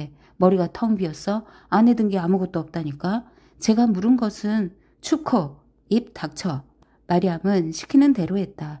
그가 이런 식으로 대하는 걸 견디는 건 쉬운 일이 아니었다. 그의 경멸과 조롱과 모욕, 그리고 집 고향에 지나지 않는 것처럼 그녀를 지나쳐버리는 태도를 견디는 건 쉬운 일이 아니었다. 하지만 4년간에 걸친 결혼 생활을 한 후 마리암은 두려울 때는 견디는 수밖에 없다는 사실을 분명히 깨달았다. 그녀는 그의 변덕, 격한 성격, 사소한 일에서조차 대결 구도로 몰아가는 성격을 두려워하며 살았다. 그는 어떤 때는 주먹을 날리기도 했고 뺨을 때리기도 했으며 발로 차기도 했다. 그래 놓고는 사과를 하기도 했고 그냥 넘어가기도 했다. 목욕탕에서 그 일이 있고 나서 4년 동안 6번에 걸쳐 그 일이 반복되었다. 의사를 찾아가고 희망을 가졌다가 다시 아이를 잃고 좌절하는 일이 반복되었다. 매번 더 힘들어졌다. 그런 일이 있을 때마다 라시드는 더 멀어지고 화를 냈다. 이제는 그녀가 하는 어떤 것도 그를 즐겁게 하지 못했다. 그녀는 집을 청소하고 그가 깨끗한 옷을 입을 수 있도록 늘 빨래를 해놓고 그가 좋아하는 요리를 해줬다. 한 번은 화장품을 사서 바르기까지 했다. 그러나 그는 집에 돌아와서 그녀를 한번 쳐다보더니 혐오스럽다는 듯 몸을 움츠렸다. 그녀는 화장실로 달려가 모든 걸 씻어냈다. 치욕적인 눈물이 비눗물, 입술 연지, 마스카라와 섞여 쏟아져 내렸다.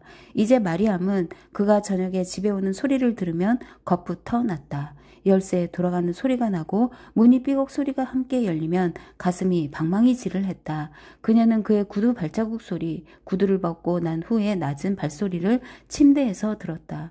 마룻바닥 위로 의자 다리를 끄는 소리, 앉으면서 등나무 의자가 삐걱거리는 소리, 접시에 스푼이 닿는 소리, 신문 넘기는 소리, 물 마시는 소리를 들으며 그녀는 그가 뭘 하고 있는지 알았다.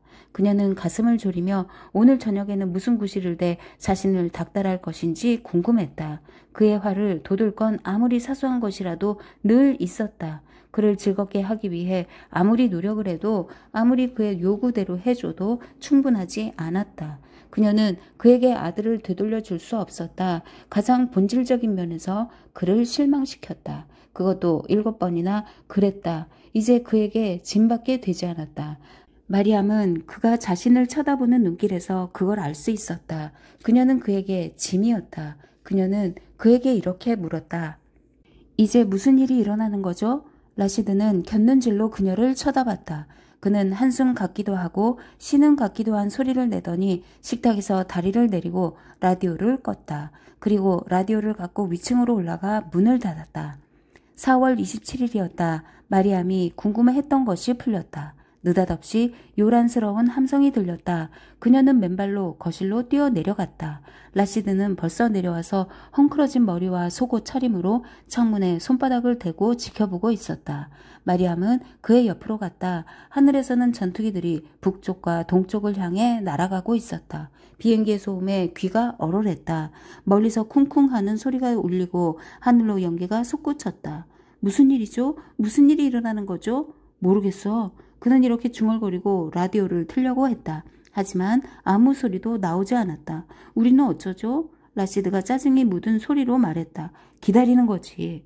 나중에 마리암이 부엌에서 시금치 소스를 곁들여 밥을 하고 있을 때 라시드는 아직도 라디오를 틀려고 애쓰고 있었다.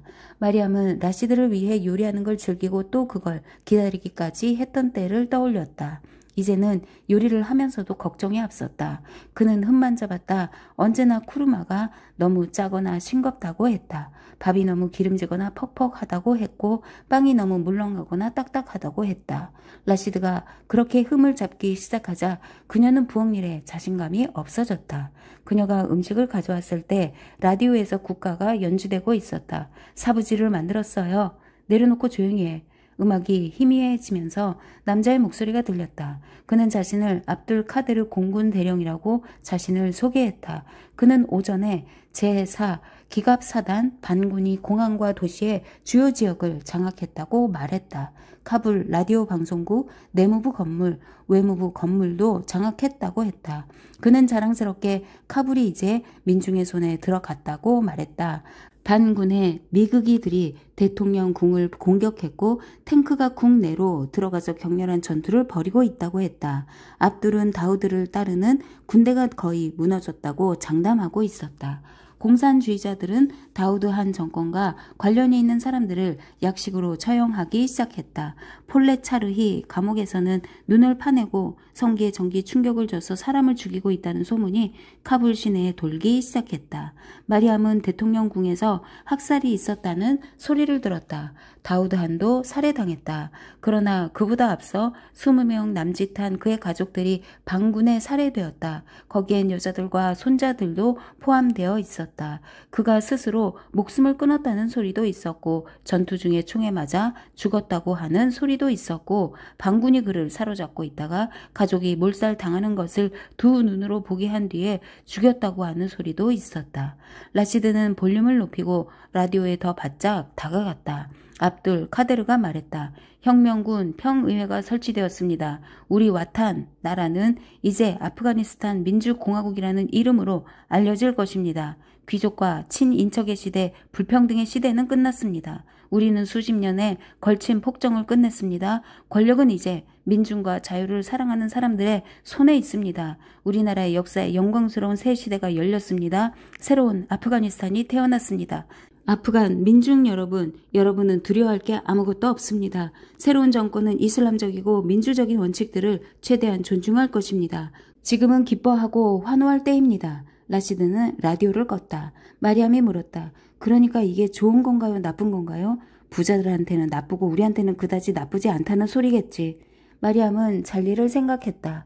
그녀는 공산주의자들이 그를 표적으로 삼을지 궁금했다. 그들이 그를 감옥에 집어넣을까? 그의 아들들까지 그럴까? 그의 사업과 재산을 몰수할까? 라시드가 밥을 쳐다보며 말했다. 따뜻해? 냄비에서 막 퍼가지고 왔어요. 그는 툴툴거리며 자신의 접시를 달라고 했다. 밤하늘이 붉고 노란 불빛으로 갑자기 밝아졌다. 그때 거리 아래쪽에서는 기진맥진한 파리바가 팔꿈치로 몸을 괴고 버티고 있었다. 그녀의 머리는 땀으로 범벅이 되어 있었고 윗입술 가장자리에도 땀 방울이 송글송글 맺혀 있었다.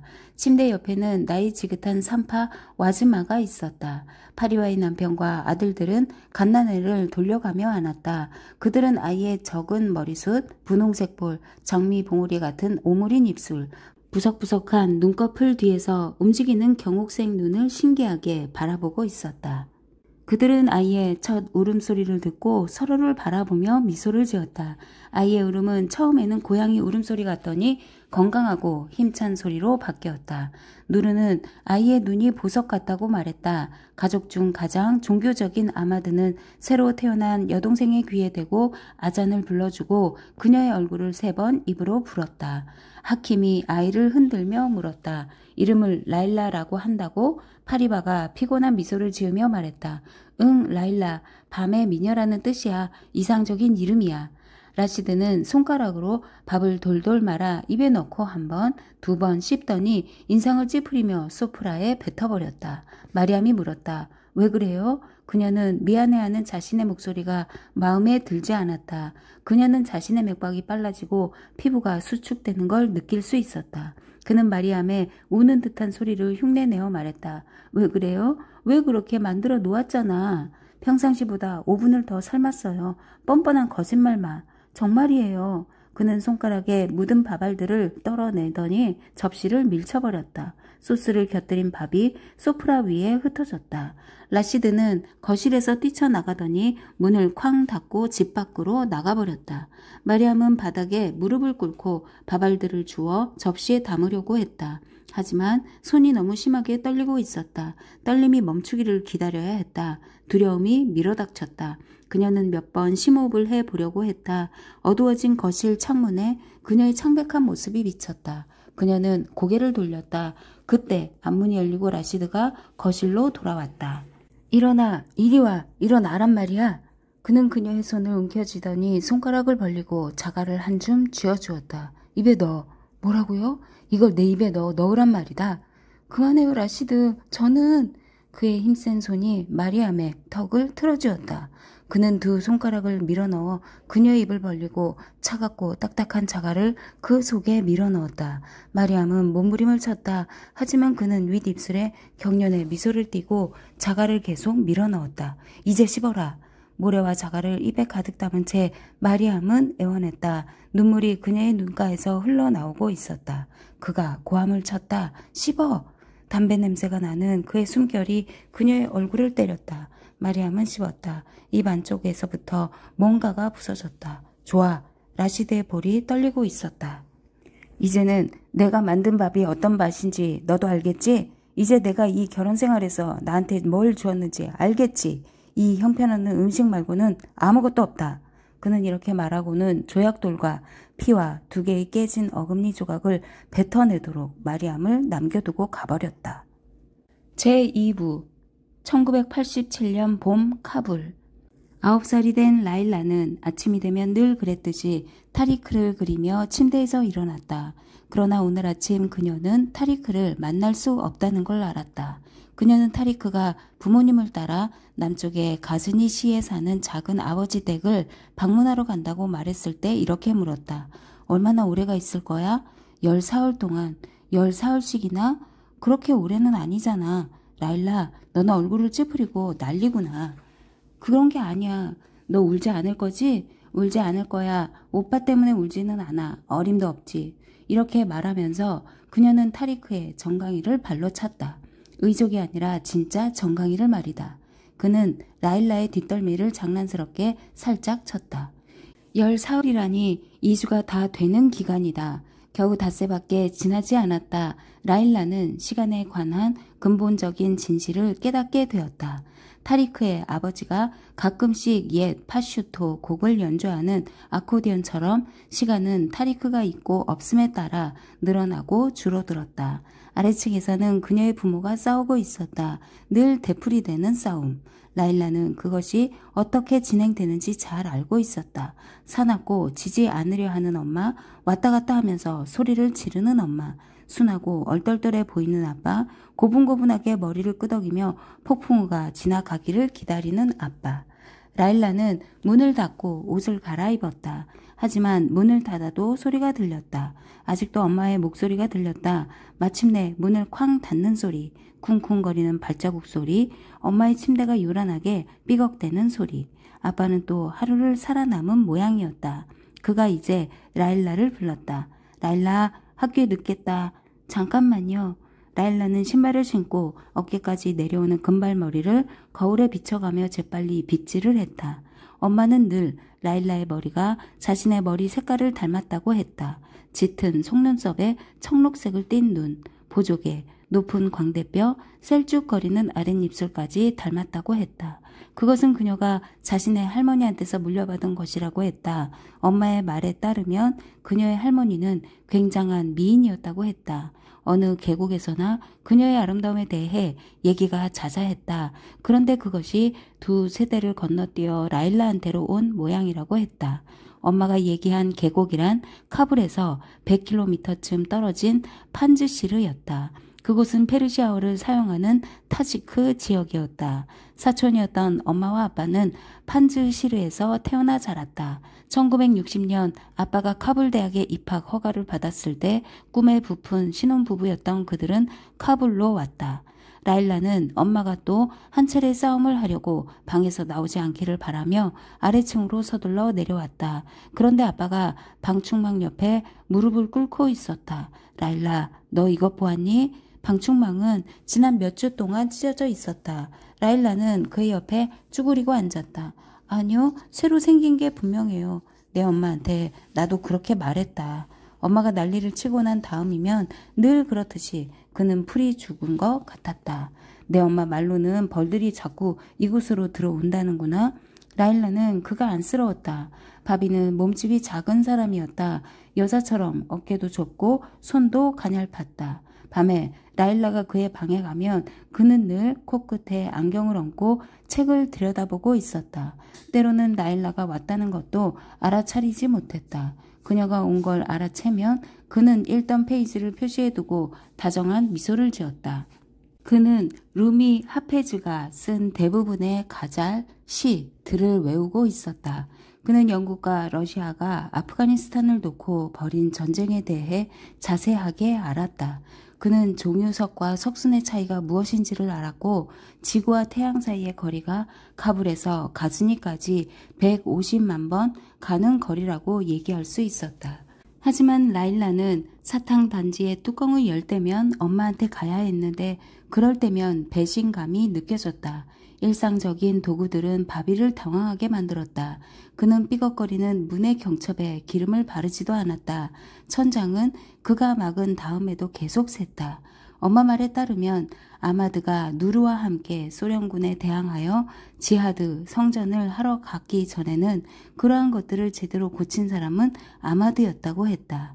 그녀는 이렇게 말했다. 그러나 급히 읽어야 할 책이 있다면 내 아빠가 제격이다. 아직도 라일라는 아마드와 누르가 소련군과의 전쟁에 나가기 전에는, 그러니까 아빠가 그들이 전쟁에 나가도록 허용하기 전에는 엄마도 책을 좋아하는 아빠의 습관을 좋아하고 그의 건망증과 바보 같은 성격이 매력적이라고 생각했다는 느낌을 떨칠 수 없었다. 바비가 수줍게 웃으며 말했다. 그래, 오늘이 며칠째냐? 5째냐? 아니면 6째냐? 제가 알 게 뭐예요? 안 세봤어요. 라일라는 어깨를 으쓱하며 거짓말을 했다. 그녀는 아빠가 기억해 주는 게 좋았다. 엄마는 타리크가 카불을 떠나 있다는 것도 모르고 있었다. 금세 돌아와 손전등을 흔들 게다 바비가 라일라와 타리크가 밤마다 서로에게 신호를 보내는 놀이를 하는 걸 가리키며 말했다. 워낙 오랫동안 해와서 이제는 그것이 이를 닦는 것처럼 잠자리에 들 때 치르는 의식이 되었다. 바비는 찢어진 곳에 손가락을 들이밀었다. 빨리 고쳐야겠다. 이제 가는 게 좋겠다. 그는 목소리를 높여 어깨 너머로 소리쳤다.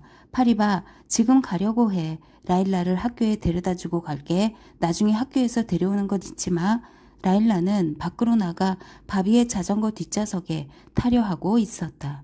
그때 구두장이 라시드가 아내와 단둘이 살고 있는 집 옆에 도로에 한 대의 차가 주차되어 있는 게 보였다.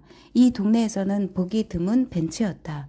엔진 덮개와 차 지붕과 트렁크를 가르는 두툼한 흰 선이 있는 청색 벤츠였다.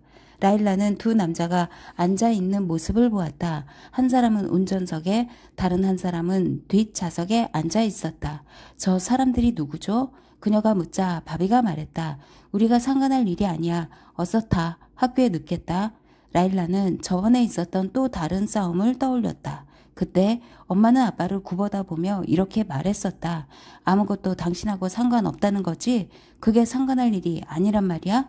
당신 자식들이 전쟁에 나가는데도 내가 이렇게 애원했건만 당신은 그 연병할 책에 코를 박고 우리 아들들이 하람이라도 되는 것처럼 보내버렸어. 바비는 거리 위쪽을 향해 페달을 밟았다. 뒤에 탄 라일라는 그의 배에 팔을 두르고 있었다. 그들이 청색 벤츠를 지나칠 때 라일라는 어렴풋이 뒷좌석에 앉아있는 남자를 보았다. 마르고 머리가 하얗게 센 남자였는데 짙은 갈색 양복을 입고 앞주머니에 흰 삼각형 모양의 손수건을 꽂고 있었다. 라일라는 그 차가 헤라트에 번호판을 달고 있다는 것도 눈여겨보았다. 그들은 말없이 자전거를 타고 갔다. 이따금 방향을 틀어야 할 때에는 바비가 조심스럽게 브레이크를 밟으며 말했다. 라일라, 꼭 잡아. 속도를 줄일 테니까. 그래, 그렇게. 그날 수업 시간에 라일라는 공부에 집중하기가 어려웠다.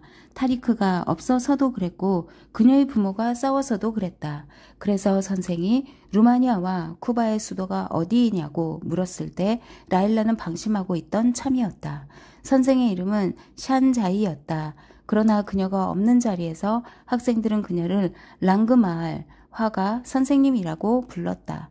그녀가 아이들을 때리는 모습 때문에 붙여진 별명이었다. 그녀는 화가가 붓을 놀리는 것처럼 손바닥과 손등을 사용해 앞뒤로 번갈아 가며 아이들의 따귀를 때렸다. 랑그마을 선생은 짙은 눈썹과 날카로운 얼굴의 여자였다. 학교에 처음 왔을 때 그녀는 자랑스럽게 자신이 호스트 출신의 가난한 농부의 딸이라고 얘기했다. 그녀의 자세는 고닫고 새까만 머리를 뒤로 잡아당겨 묶고 있었다. 그래서 랑그 마을 선생이 돌아설 때 라일라는 그녀의 목에 난 검은 털을 볼 수 있었다. 랑그 마을 선생은 화장도 안 했고 장신구도 달지 않았다. 그녀는 여학생들에게 화장을 하지 못하도록 했다. 그녀는 여자와 남자는 모든 점에서 동등하다며 남자들이 화장을 하지 않는데 여자들이 해야 할 이유는 없다고 말했다. 그녀는 소련이 아프가니스탄과 더불어 세계에서 가장 좋은 나라라고 말했다. 소련은 노동자들에게 친절하고 소련 사람들은 모두가 평등하다고 했다. 소련에서는 모든 사람이 행복하고 친절해서 범죄가 많아 사람들이 집을 나서기를 두려워하는 미국과는 다르다고 했다. 진보의 반동적인 자들과 퇴보적인 악당들을 물리치고 나면 아프가니스탄에 있는 모든 사람들도 행복해질 거라고 말했다. 우리 소비에트 동지들이 1979년에 이곳에 온 이유가 바로 그거란다. 이웃을 도와주기 위해서 말이야. 우리나라를 퇴보적이고 원시적인 나라로 만들려고 하는 그 짐승들을 쳐부술 수 있도록 도와주려고 말이야. 여러분도 도와야 해. 이 반군들에 대해서 아는 사람은 누구나 신고를 해야 해. 그건 여러분의 의무야. 잘 듣고 있다가 보고를 해야 해. 그게 여러분의 부모라 해도 여러분의 숙부나 숙모라 해도 그렇게 해야 해. 그들 중 누구도 여러분의 조국만큼 여러분을 사랑하지는 못하기 때문이지. 나라가 먼저라는 걸 기억해. 나는 여러분이 자랑스러울 것이고 조국도 여러분이 자랑스러울 거야. 랑그마을 선생의 책상 뒷벽에는 소련 지도, 아프가니스탄 지도, 그리고 바비의 말에 따르면 한때는 서슬이 퍼런 아프가니스탄 비밀 경찰의 총수였던 공산주의자 대통령인 나지불라의 최근 사진이 액자에 널어져 걸려 있었다. 다른 사진들도 있었다. 대부분 소련의 젊은 군인들이 농부들과 악수를 하고 사과 묘목을 심고 집을 짓고 온화한 미소를 짓고 있는 사진들이었다. 랑그마을 선생이 말했다. 내가 너의 백일몽을 방해했니? 인킬라비 소녀야? 그녀는 라일라를 인킬라비 소녀라는 별명으로 불렀다. 혁명의 소녀라는 의미였다. 그녀가 1978년 4월 쿠데타가 일어났던 날 밤에 태어났기 때문이었다. 그러나 랑그마을 선생은 누군가가 수업 시간에 쿠데타라는 말을 쓰면 몹시 화를 냈다. 그녀는 쿠데타가 아니라 혁명이었다고 주장했다. 불평등에 항의해서 노동자들이 들고 일어났다는 것이었다. 지하드라는 말도 금지된 말이었다. 그녀에 따르면 지방에는 전쟁이라고 할 만한 것도 없었고 외국 선동 분자들이 사주한 골칫거리들과의 작은 승강이만 있었을 뿐이라고 했다. 아무도 그녀가 있을 때에는 8년 동안 싸우고 난 후 소련이 이 전쟁에서 지고 있다는 소문을 감히 입에 올리지 못했다. 특히 미국의 레이건 대통령이 소련의 헬리콥터를 격추시키기 위해 스팅어 미사일을 배에 실어 무자히딘에게 보내기 시작했고 전 세계 이슬람 교도들이 지하드를 하러 아프가니스탄으로 몰려들고 있다는 말도 할 수 없었다. 이집트, 파키스탄, 심지어 잘 사는 사우디의 이슬람 교도까지 막강한 재력으로 무장한 채 지하드를 위해 이곳으로 온다는 말도 그녀 앞에서는 할 수 없었다. 라일라는 가까스로 대답했다. 부쿠레슈티와 하바나입니다. 그 나라들이 우리의 우방이냐 아니냐? 우방입니다. 랑그마을 선생이 짤막하게 고개를 끄덕였다. 학교가 끝났지만 엄마는 또 다시 나타나지 않았다. 라일라는 동급생인 키티, 하시나와 함께 집으로 돌아올 수밖에 없었다. 기티는 머리를 두 가닥으로 딱 고무줄로 묶고 다니는 앙상하고 작은 아이였다. 그녀는 늘 얼굴을 찌푸린 채 마치 방패라도 되는 것처럼 책들을 가슴에 끌어안고 걸어갔다.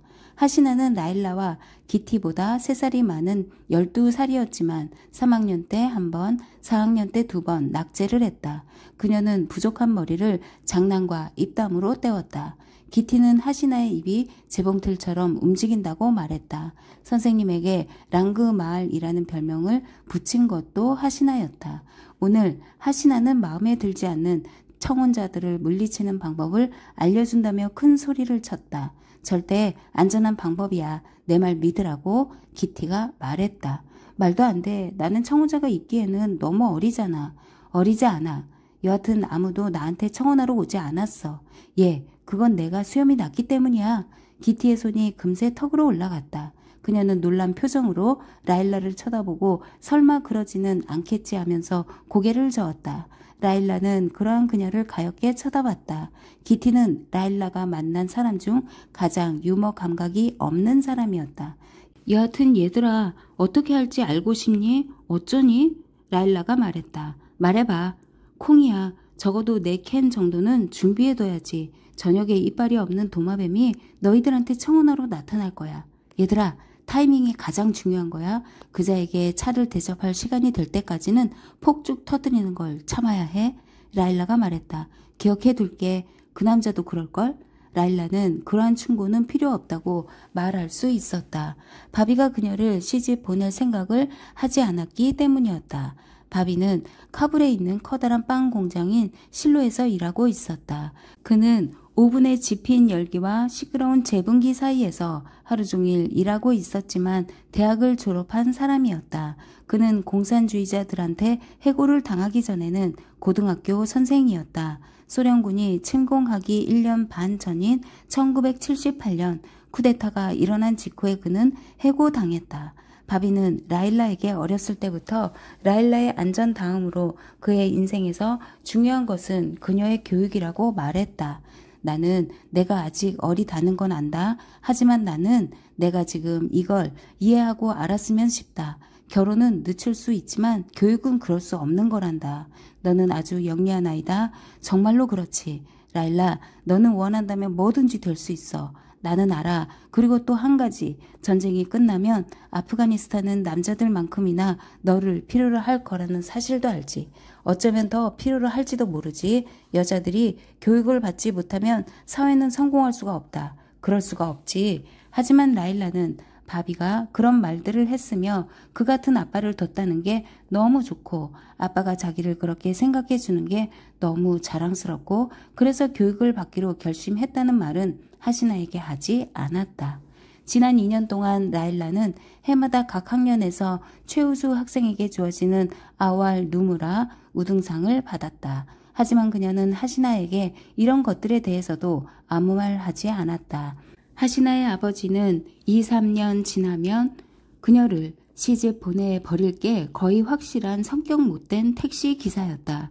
그런 경우는 별로 없었지만 하시나는 언제나 심각한 표정으로 자기보다 20살이나 많고 라호레에서 자동차 판매점을 하는 사촌과 결혼하기로 이미 약속이 되어 있다고 말한 적이 있었다.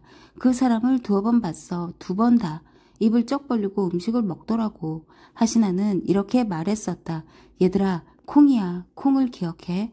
하시나는 여기까지 말하고 짓궂은 미소를 짓더니 라일라의 팔꿈치를 쿡 찔렀다. 젊고 잘생긴 외다리 왕자님이 문을 두드리면 그건 예외지. 그때는 라일라는 팔꿈치를 밀쳐냈다. 다른 사람이 타리크에 대해서 그런 얘기를 했다면 화를 냈을 것이다. 그러나 그녀는 하시나에게 아기가 없다는 걸 알았다. 그저 놀리고 있을 뿐이었다. 그녀는 아무나 놀렸다. 자기 자신에게도 그랬다. 기티가 말했다. 사람들에 관해 그렇게 말하면 안 돼. 어떤 사람들 말이니? 전쟁 때문에 다친 사람들 말이야. 기티는 하시나가 놀리고 있다는 걸 모르고 진지하게 말했다. 우리 기티 선생님께서 타리크한테 푹 빠졌구만. 나는 알고 있었어. 하하. 하지만 너는 그에게 이미 임자가 있다는 걸 모르니? 라일라 그렇지 않니? 나는 빠지지 않았어. 아무한테도. 그들은 라일라에게서 떨어져 아직도 그런 식으로 말싸움을 하며 자신들이 사는 곳을 향해 돌아섰다. 라일라는 마지막 세 블록을 혼자서 걸었다. 그녀가 사는 거리로 들어섰을 때 아직도 청색 벤츠가 라시드와 마리암의 집 밖에 주차되어 있는 걸 보았다. 갈색 양복을 입은 나이든 남자는 이제 지팡이를 짚고 자동차의 엔진 덮개 옆에 서서 그 집을 바라보고 있었다. 그때 라일라의 등 뒤에서 누군가가 말했다. 야, 노랑머리, 여기 봐. 라일라가 몸을 돌리자 총열이 그녀를 맞았다.